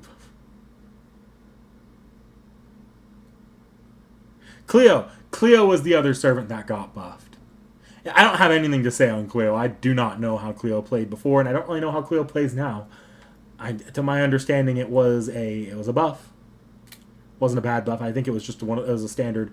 Cleo is now either closer to looping or can loop now, with help. Let's go, Regent of France. Foreigner, the next foreigner. I want it to be Hokusai or Yang. I do want it to be Hokusai or Yang. And that's not just because I have them on NA and I use them on NA. Although I would love for it to be Yang. I have Yang NP2. She's not bad as it is, and I would love for her to be even better as my boss. Because she's one of my primary boss killers in NA. But between the two, I think Hokusai probably needs the buff more. I think she just needs a little bit of help on damage, in my opinion. Damage and maybe regen, but I feel like you can get around regen just fine with pretty much any art servant. You just might not be Black Grail looping. Although she probably still could Black Grail loop with the right, depending on the enemies. So it's just, I think it's mostly damage that I'd be interested in seeing her get fixed. Well, no, regen probably be helpful. You probably do want regen because, yes, she probably can loop on casters. You're not using a foreigner for caster nodes. You're using it for berserker nodes, and that's the node she has the hardest time with. So I don't know. Either an up to making it easier for her to loop on berserkers or giving her a damage buff would probably be helpful in my opinion. Of course, in my heart of hearts, I want it to be Aoko or Cuckoo because the moment either of them get buffs, my JP account becomes much, much, much, much better.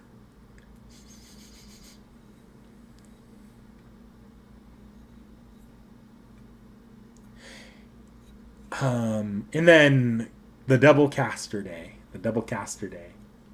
I don't remember who's getting it with the foreigner, but I want to say it's a 4-star something, so I don't really care either way. But the double caster day can be fun. Honestly, like, you want my like preferred double casters? I just want to see like one of the meta supports get buffed for the fun of it. It's always just kind of like a fun moment to see one of them get buffed because it changes how it'll change things a fair bit. Well, unless you're Scotty's last buff. Scotty's last buff is an NP buff. Worked all right for her, but they could have done more. But I would love to see them I actually do want it to be Merlin if I'm honest here. Partially because Merlin's like general usage has been really overtaken by Proto Merlin. Like Proto Merlin does what Merlin does, but better for the most part. Merlin only does it for Buster, and outside of that niche, he doesn't feel as special as he once did. I would love to see him get just a little bit of something to set him apart from Proto Merlin, because Proto Merlin has a lot of bells and whistles he doesn't have much to make up for. And then for the 4-star caster, I'm in the Cersei camp. I want more Cersei buffs.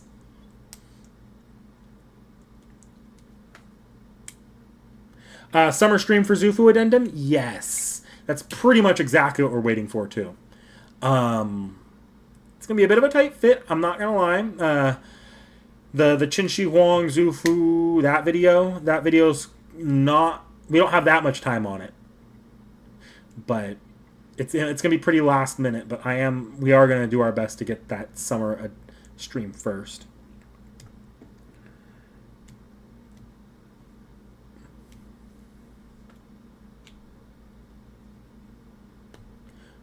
Oh, that's right. Cleo's buff is NP charge and buff success rate. Yeah. Seki doesn't follow the meta at all, Frost Shard. That's the problem here. Like, yeah, Cleo getting buffed is awesome, but Cleo getting buffed only means two things for Seki. Version A.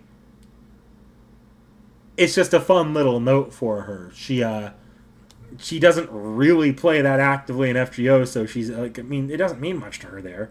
And the second thing it does is in campaign, if she had pulled Cleo already, we actually buff servants in campaign with their FGO buffs, which leads to hilarious situations where servants that lore-wise were already strong enough now just get an extra thing, like bell or whistle to them, when they absolutely didn't need it because we're not buffing to balance or buffing to lore, or we're following FGO's buffs, but not their balancing. It's a little bit funky, and it leads to some hilarious scenarios. But yeah, no, but she hasn't gotten Cleo in campaign yet.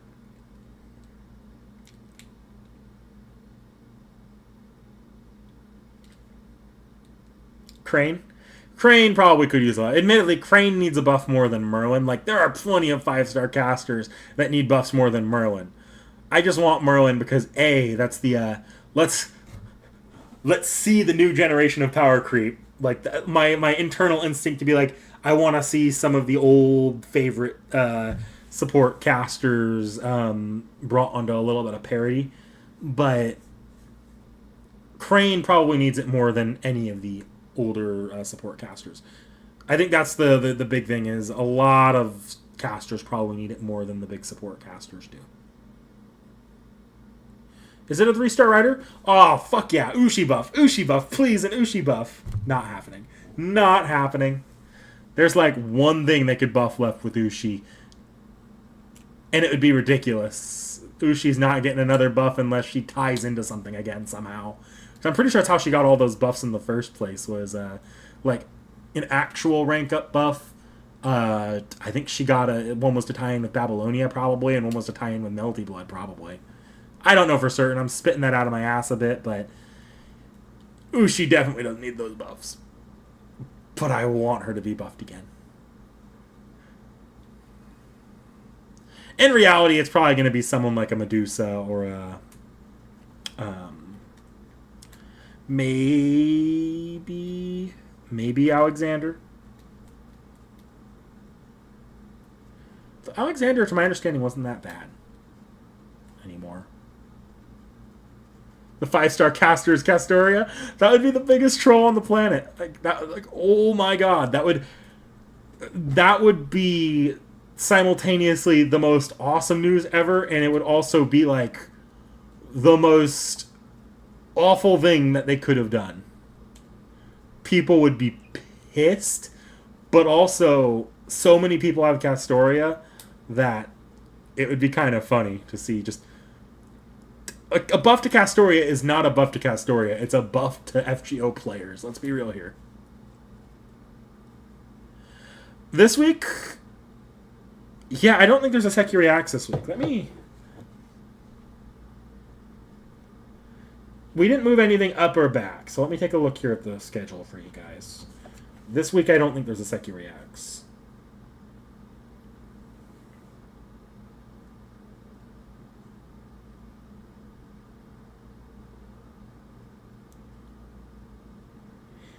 Yeah. So obviously today's video is Kaguya Sama Lover's War.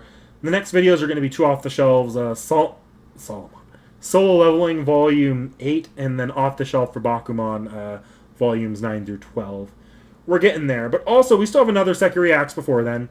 Neja is next, and Neja is next week, or not next week, 2 weeks from now. And then it'll be another Seki Reacts the following week. So there's Seki Reacts are coming. They're coming. Next week's our only week off for the rest of the month of Seki Reacts.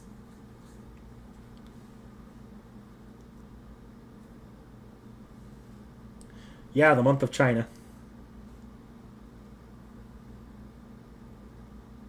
I'm sure we'll say it again. You know what? We've had a long time with no speculation on this channel because of the month of China and the stream.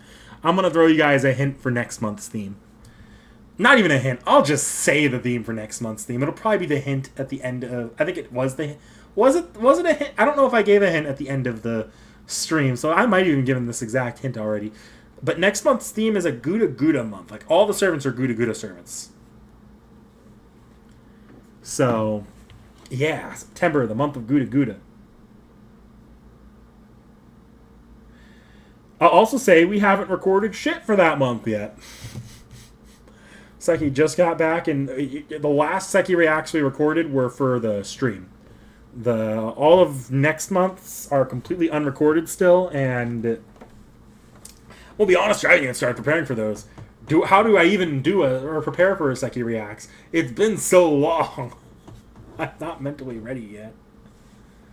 This week, though, Saturday is our first recording day back, although we're not doing any Seki Reacts that day. So that's probably when I'll actually start getting to work on those, on next month's Reacts, for sure.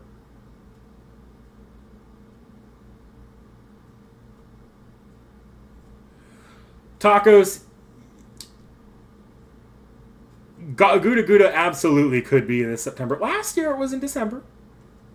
But it could be this September, and that would maybe screw me over just a bit. Though, I'm going to be honest here. We only usually get one new form for an old Gouda Gouda servant at once, so I don't expect it to screw over the entire month.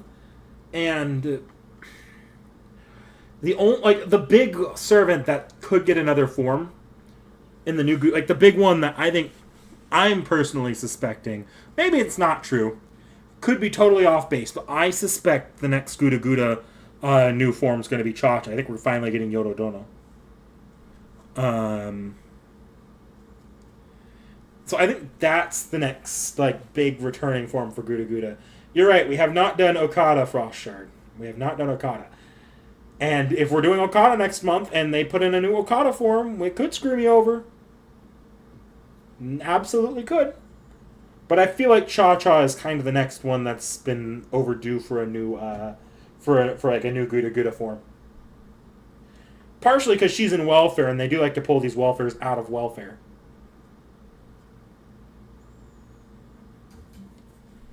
Though, yeah. I feel like Cha-Cha's next up.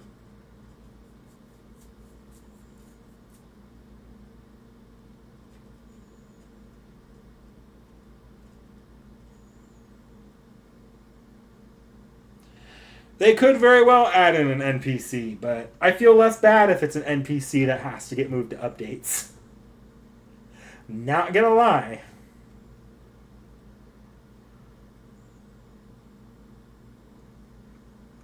And honestly, here I want them to just keep adding in new Shinsengumi in these, because like the Shinsengumi, like I swear to God, after last Guda Guda, we have enough Shinsengumi where I'm actually contemplating not doing a separate video for all these characters, but instead taking all the new Shinsengumi that eventually get released and just doing Shinsengumi Part 2.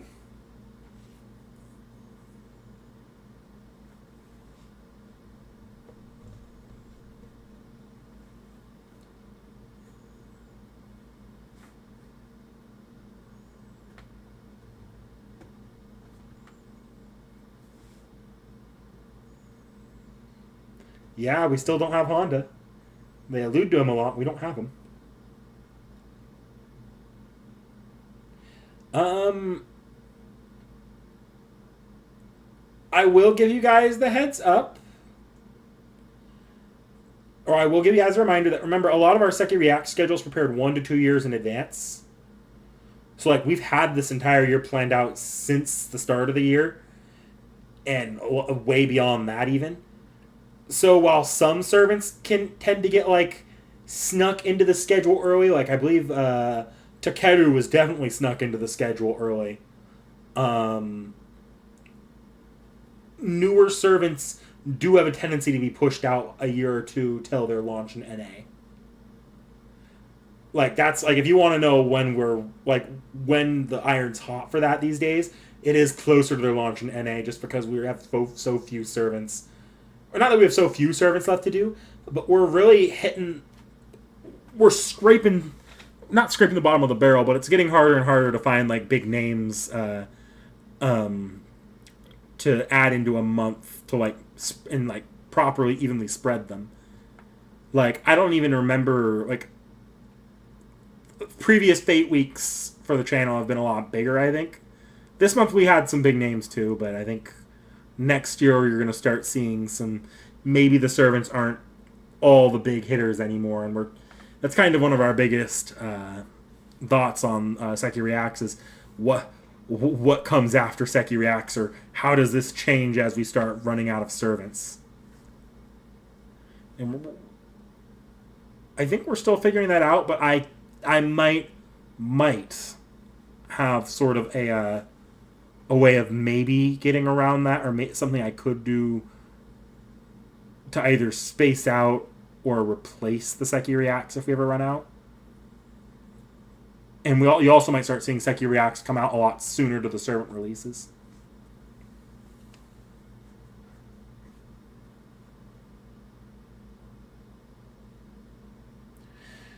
Seki is pushing for Assassin's Creed. Pushing for Assassin's Creed?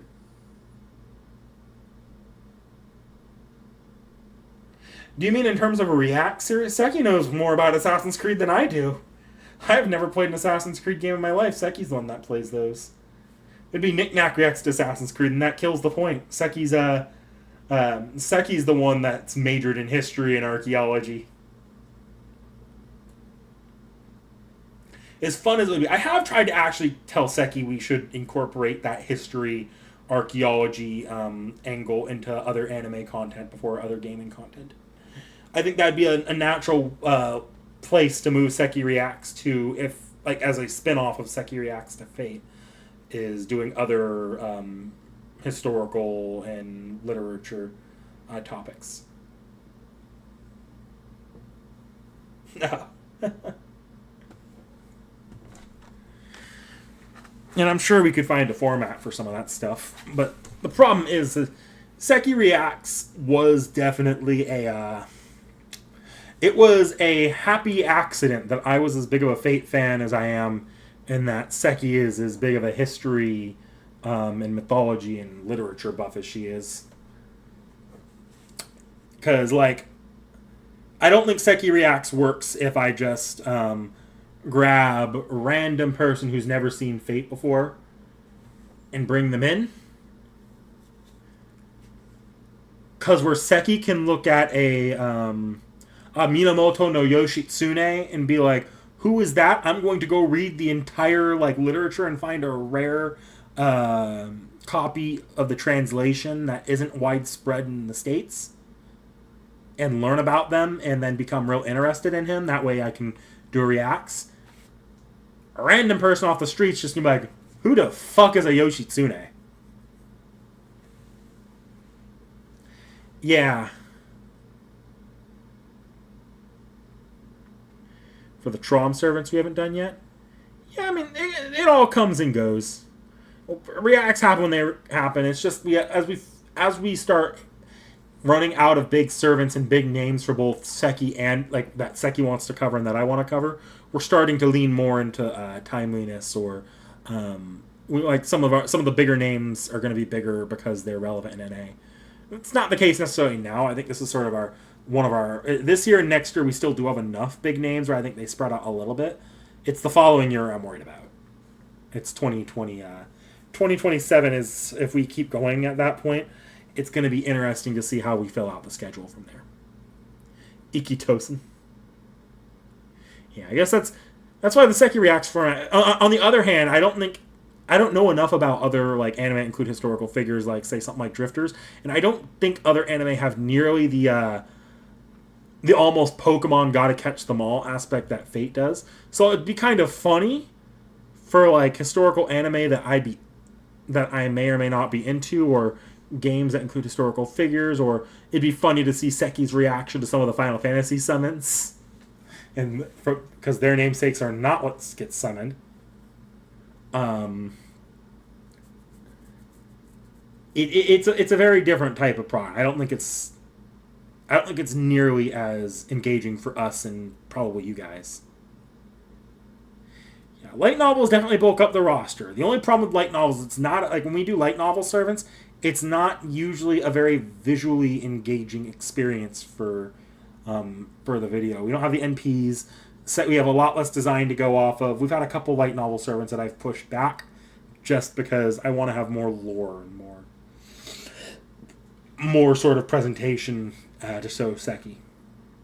The games definitely help. I'm hoping there's some new master servant combinations and extra record like that we just haven't seen yet, because we already know there's a couple new characters.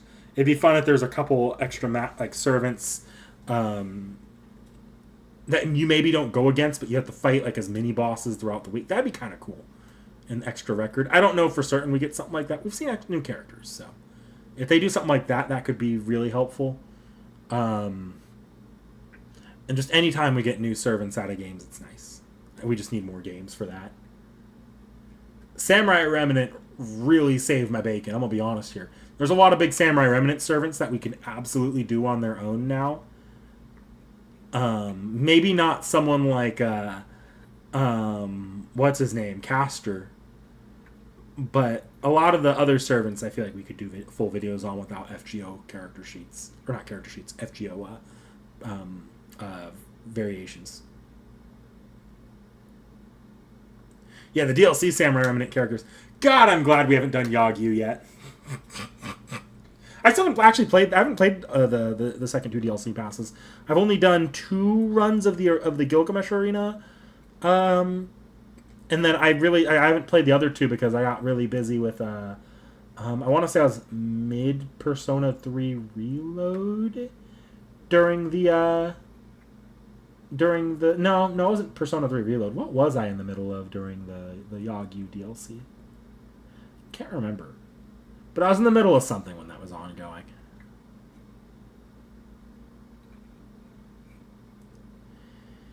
Yeah, I probably could have included Hada, but whatever. He'll appear in a video at some point. Fate Extra?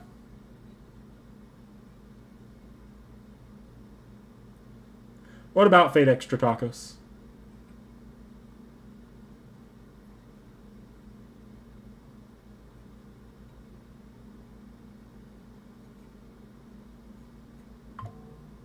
Oh, did I say Fate Extra instead of Samurai Remnant for the DLC pass?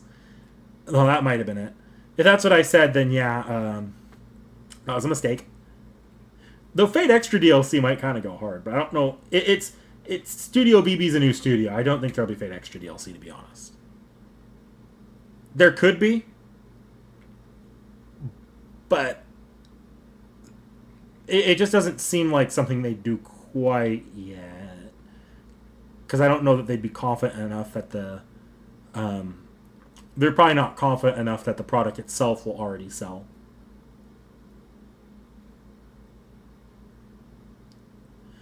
No. It wasn't Fate Extra because I only ever played Fate Extra on stream. Stream is completely separate for me gaming wise. Like I game on stream, and that's about like I can actually I maintain games separate from stream that I play. Was I even gaming at the time? I know it stopped me from playing it when the final wave dropped. When the final wave dropped, I wasn't playing it because I didn't have a couch, so I couldn't sit on my couch and play the PS5. That was an entire ordeal, but because I couldn't sit on my couch to play the PS5, I just didn't feel like playing the game. But for the Yagyu DLC, I was in the middle of something. Gets a remake with Foxtail DLC. That'd be cool. You know what? Yeah, it might have been Persona 3 Reload. Persona 3 Reload feels right. Reading visual novels also doesn't get me because reading visual novels, I do those in very different contexts. All of my visual novels right now are on the Switch. So I mostly read those in bed when I wouldn't be playing games anyways, like regular games unless it's a Switch game. And usually I read them at a more controlled pace. The Persona 3 Reload, though, definitely... That probably was what I was in the middle of during the Yagyu DLC drop. Some in the Toho community for T.H.E.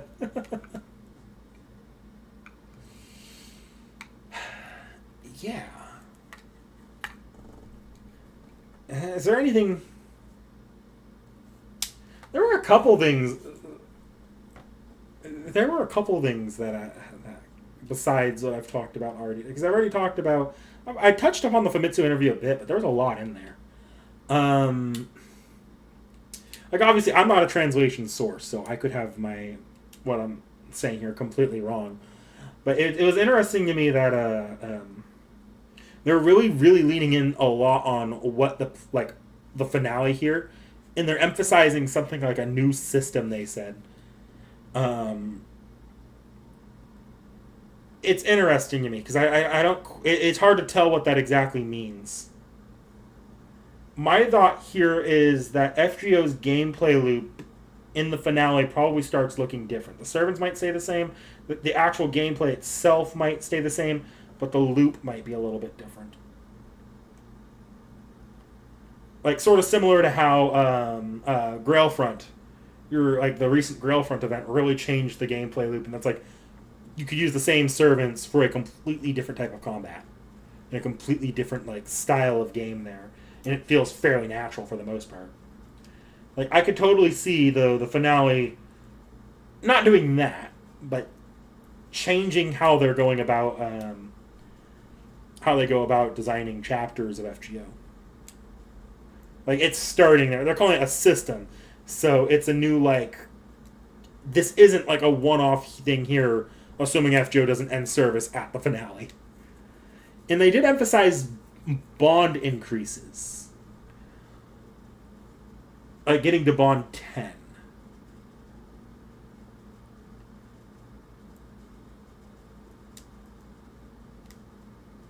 Tucson also, yeah, there is that interview with Tucson where he said that he wanted bond CEs to be more useful. I personally subscribe to the theory that they're going to either make Bond CE.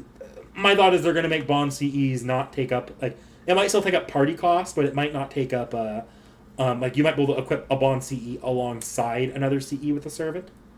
So not permanently adding them, because that might be a bit too, a bit like some servants that doesn't work as well on, because sometimes it might ruin their gameplay. Like, I think Chloe actually has a detrimental effect on her CE in exchange for another effect. But the ability to put your Bond CE on as a second CE probably would work. Yeah, Frost, right? Because that's the big theory I saw before is passive, but it just feels weird to make certain CEs passives because not all of them include fully universally good effects. You would either have to make the passive toggleable or turning Bond CEs into secondary, like you can secondarily equip a Bond CE to Bond 10 and above servants would work. The other thought I have with what Bond might be doing in the future is, and the community might not like to hear this, because I don't know that I like to hear this, but they did bring up, like, they used to talk about PvP all the time, and then that went silent around COVID. It went a little bit of COVID, they talked about it too, but then it feels like it went silent around the time LB7 started dropping, like just before LB7 around Trom and LB7 itself dropped. One of the biggest barriers to a straight-up PvP system, in my opinion, has always been the fact that our damage calculations are balanced towards boss fights and our HP is balanced towards boss damage. So boss damage is balanced to our HP, and our damage is balanced to boss HP. So it doesn't necessarily work in a PvP system because any AoE attack is more or less going to kill the opponent. It's just going to be who fires off their NP first or strips buffs to stop defenses. It doesn't work like that. It wouldn't be good to have a straight up PvP system. And even on Grail front, it feels like it'd be remarkably unbalanced. But I feel like the same way Bond increased damage in Solomon, you might start seeing a mechanic in Part 2's finale where Bond, it probably will. It might increase damage from the finale like Solomon, but I can see it increasing HP. Actually, what might be fascinating is if the finale, it increased HP, and you used most, and it was kind of like the Ort raid where you had to finish the story using the servants you have available to you. But having higher Bond units means that they can last for longer and potentially make it to the final fight. I have a feeling the final boss is going to be on the Ort raid levels of like, okay, this is not something a brand new account can do. Bond CE's higher attack and HP boosts. That probably would be helpful for Bond CEs in general, but it could be. Yeah, Frost Shard, like a choice pass, like you could choose to add it as a passive. And then, like, the part that people probably don't like about the HP bonding is that would solve the biggest issue of directly translating FGO's gameplay to PvP. It still feels scummy because that's very not free-to-play friendly to do PvP systems, but devs are going to do what the devs are going to do at this point. I don't think that'd be as scummy as the servant coins, and so long as the rewards aren't locked behind it aren't intense. Yeah, 20 hours of reading an entire ass Ort raid. Yeah, you are right there, Tacos. New accounts will not reach the finale, but I have a feeling the finale is going to demand that you have an established account with good. With multiple raised servants.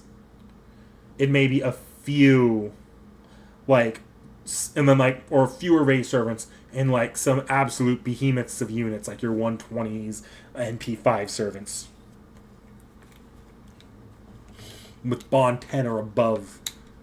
Because that's the thing is, I'm pretty sure Bond, there's going to be an actual gameplay effect for increasing Bond beyond Bond CEs, I think. And the way they're talking about it as a new system altogether tells me it's probably, whatever they're doing is probably not a one-off Solomon raid sort of situation. it's probably going to be sort of the new standard for FGO chapters post Part 2.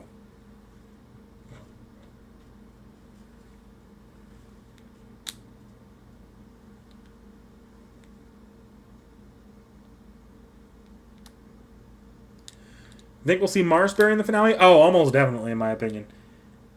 Everything about him's been questioned, and it would not surprise me at all if we see him in the finale. Like, I almost expect it at this point. I don't really want to talk about the My Hero Academia ending. I know about it because I haven't been reading it directly, but it's hard not to see the spoilers online in the anime community. I don't have much of a thought on it. I feel like there are parts, like, just from an outsider looking in, there are parts that seemed like they maybe could have been thought out more about, like, the circumstances of the ending. But it's an ending. That's all it really was. It's an ending.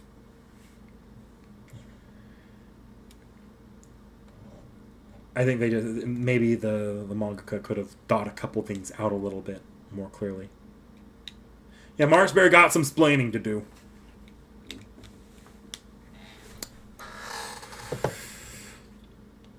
Yeah, I need to confirm with Seki if she's going to read just volumes 1 to 3 of the Fate Extra manga 1 to 6. Because that's what the next Seki React, or not Seki Reacts, off the shelf Fate manga is going, or Fate is going to be, is Fate Extra, just because it's so easy for us to do me fresh off that Fate Extra playthrough. But I gave Seki the offer of either doing volumes 1 to 3 and then 4 to 6 later, or doing volumes 1 to 6. I need to figure out what she wants to do, because I could see her going for either.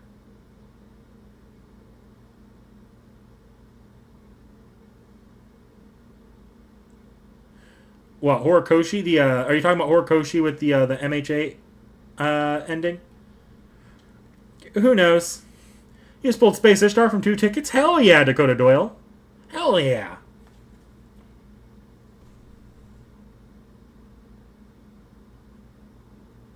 The infirmary scene or Gato's nonsense after? I don't know how much of Fate Extra and CCC I want to be showing Seki, like, direct, like, the actual game. Really isn't much. Like, Seki's I can provide her with the ROMs and the emulator if Seki wants to try it herself on stream one day, but my goal really, like, as fun as it is to see Seki react to various Fate things, Seki reacts and Seki, like, being shown Fate at all, like, just Fate as a series is mostly to appeal to her history mythology, like, sort of love. Individual Fate stories are a lot less my priority, except for where it interacts with just her enjoyment of reading and enjoyment of watching anime. Gaming wise, she's just not a gamer. Believe it or not, she's not a gamer. It's Baldur's Gate 3 is probably the game she's played the single most I've seen her since I've known her. So, besides Baldur's Gate 3, having her complete a game is like, whoa. So the most I can do is get her to get a taste of a game. Comment on the Space Aresh meter? I mean, it's there. The Space Aresh meter is certainly there. So, what's happening next week? What's happening next week stream-wise? Because I actually don't know that myself yet. I'm definitely not streaming this Saturday. This Saturday, I've just got too much going on.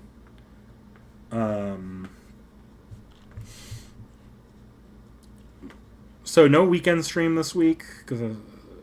But how about next Tuesday? It probably will be a stream next Tuesday, unless that thing that I was asked to do that got rescheduled. Actually, that's the funny part. I could have switched back to Tuesday this week. I could have. And I really wanted the stream to be on Tuesday. Just because I was more fresh off anniversary. My thought, all of that was still in my head going, and I was real eager to get back to this. But I didn't want to reschedule stream twice. But as a result, and now that thing that pulled me away from Tuesday this week could very well pull me away from Tuesday next week if I get the notification for it. I have no way of knowing. You hate reading it. Maybe you're right, Tacos. Maybe you're right. but I'm not reading him. Um,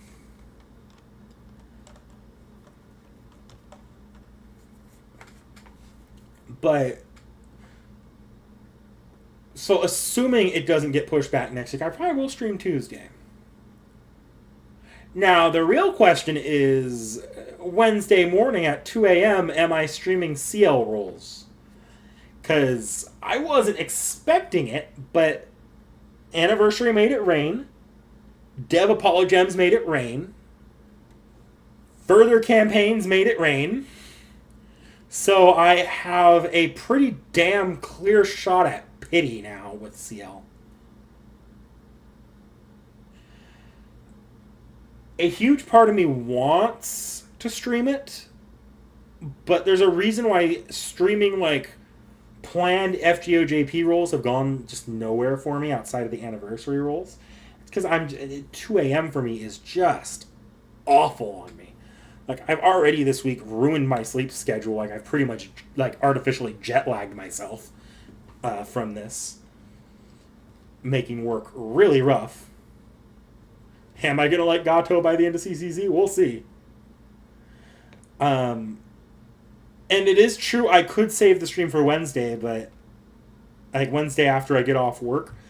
But I don't want to go into the details of my job, but Wednesday is the worst day of my job.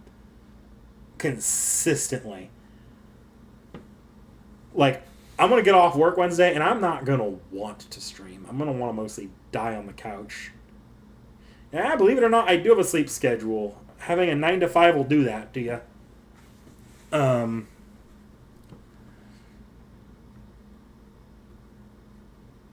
So, yeah, I don't know that we're going to be streaming CL, unfortunately. Because if I want to do rolls, I'm going to do it while the iron is hot. So I'm either doing it when it first drops or literally the next day. Because otherwise, my sense of self-control ain't handling that shit, A. And B, I don't think it's going to bring in quite the views as much as a first drop will. But doing FGOJP rolls at first drop is significantly harder than doing NA rolls at first drop. Even the NA rolls that launch at like 1 a.m. are significantly better for me than the 2 a.m. JP drops. Roll updates? Yeah, I'll do roll updates. And I'll be honest here, it probably won't be that hard. Like, I'll probably will roll when it first drops. So what might end up happening is, and I'll do it more properly this time, I might roll, like, fling together the video. Just similar to what I did with Anniversary, and just immediately pop it up on the channel, probably with minimal editing. Probably. Because unlike the Anniversary, I don't need to cut out things. I could just be like, oh, intro, video, outro, bye. Get ready for bed, and by the time I'm ready for bed, I can throw it up for upload, and it's done. So I might still record it like I did with the Alice rolls, but I'll actually give it the full effort this time. With the Alice rolls, I did not give it the effort. With the Alice rolls, I used an on-phone recording function, so I think the frame rate's always a little worse on that. And I used an on-phone audio capture while wearing like AirPods or like headphones like these. So my audio was coming in kind of shit. The phone's audio was coming in loud because I haphazardly threw it into an editing program. It was much harder on me. Or it wasn't that much harder on me, but like I synced it up and it wasn't good. It wasn't good. I'm not going to make excuses for the Alice roll video. But I could probably throw together a CL roll video. We'll see how I'm feeling, but if a CL roll video happens, it'll happen then. Otherwise, tentatively streams next Tuesday. Tentatively. It'll be Tuesday night, probably start at 6:30 to 7, depending on if I need to do anything at the back end of the day. And then we'll see, we'll go from there. And then yeah, that's the plan, I think. Might get pushed back to Thursday, might. All right, well, I'll go ahead and I'm gonna go ahead and head out for now. Yeah, I hope you all have a good one, and I'll see you next time I stream.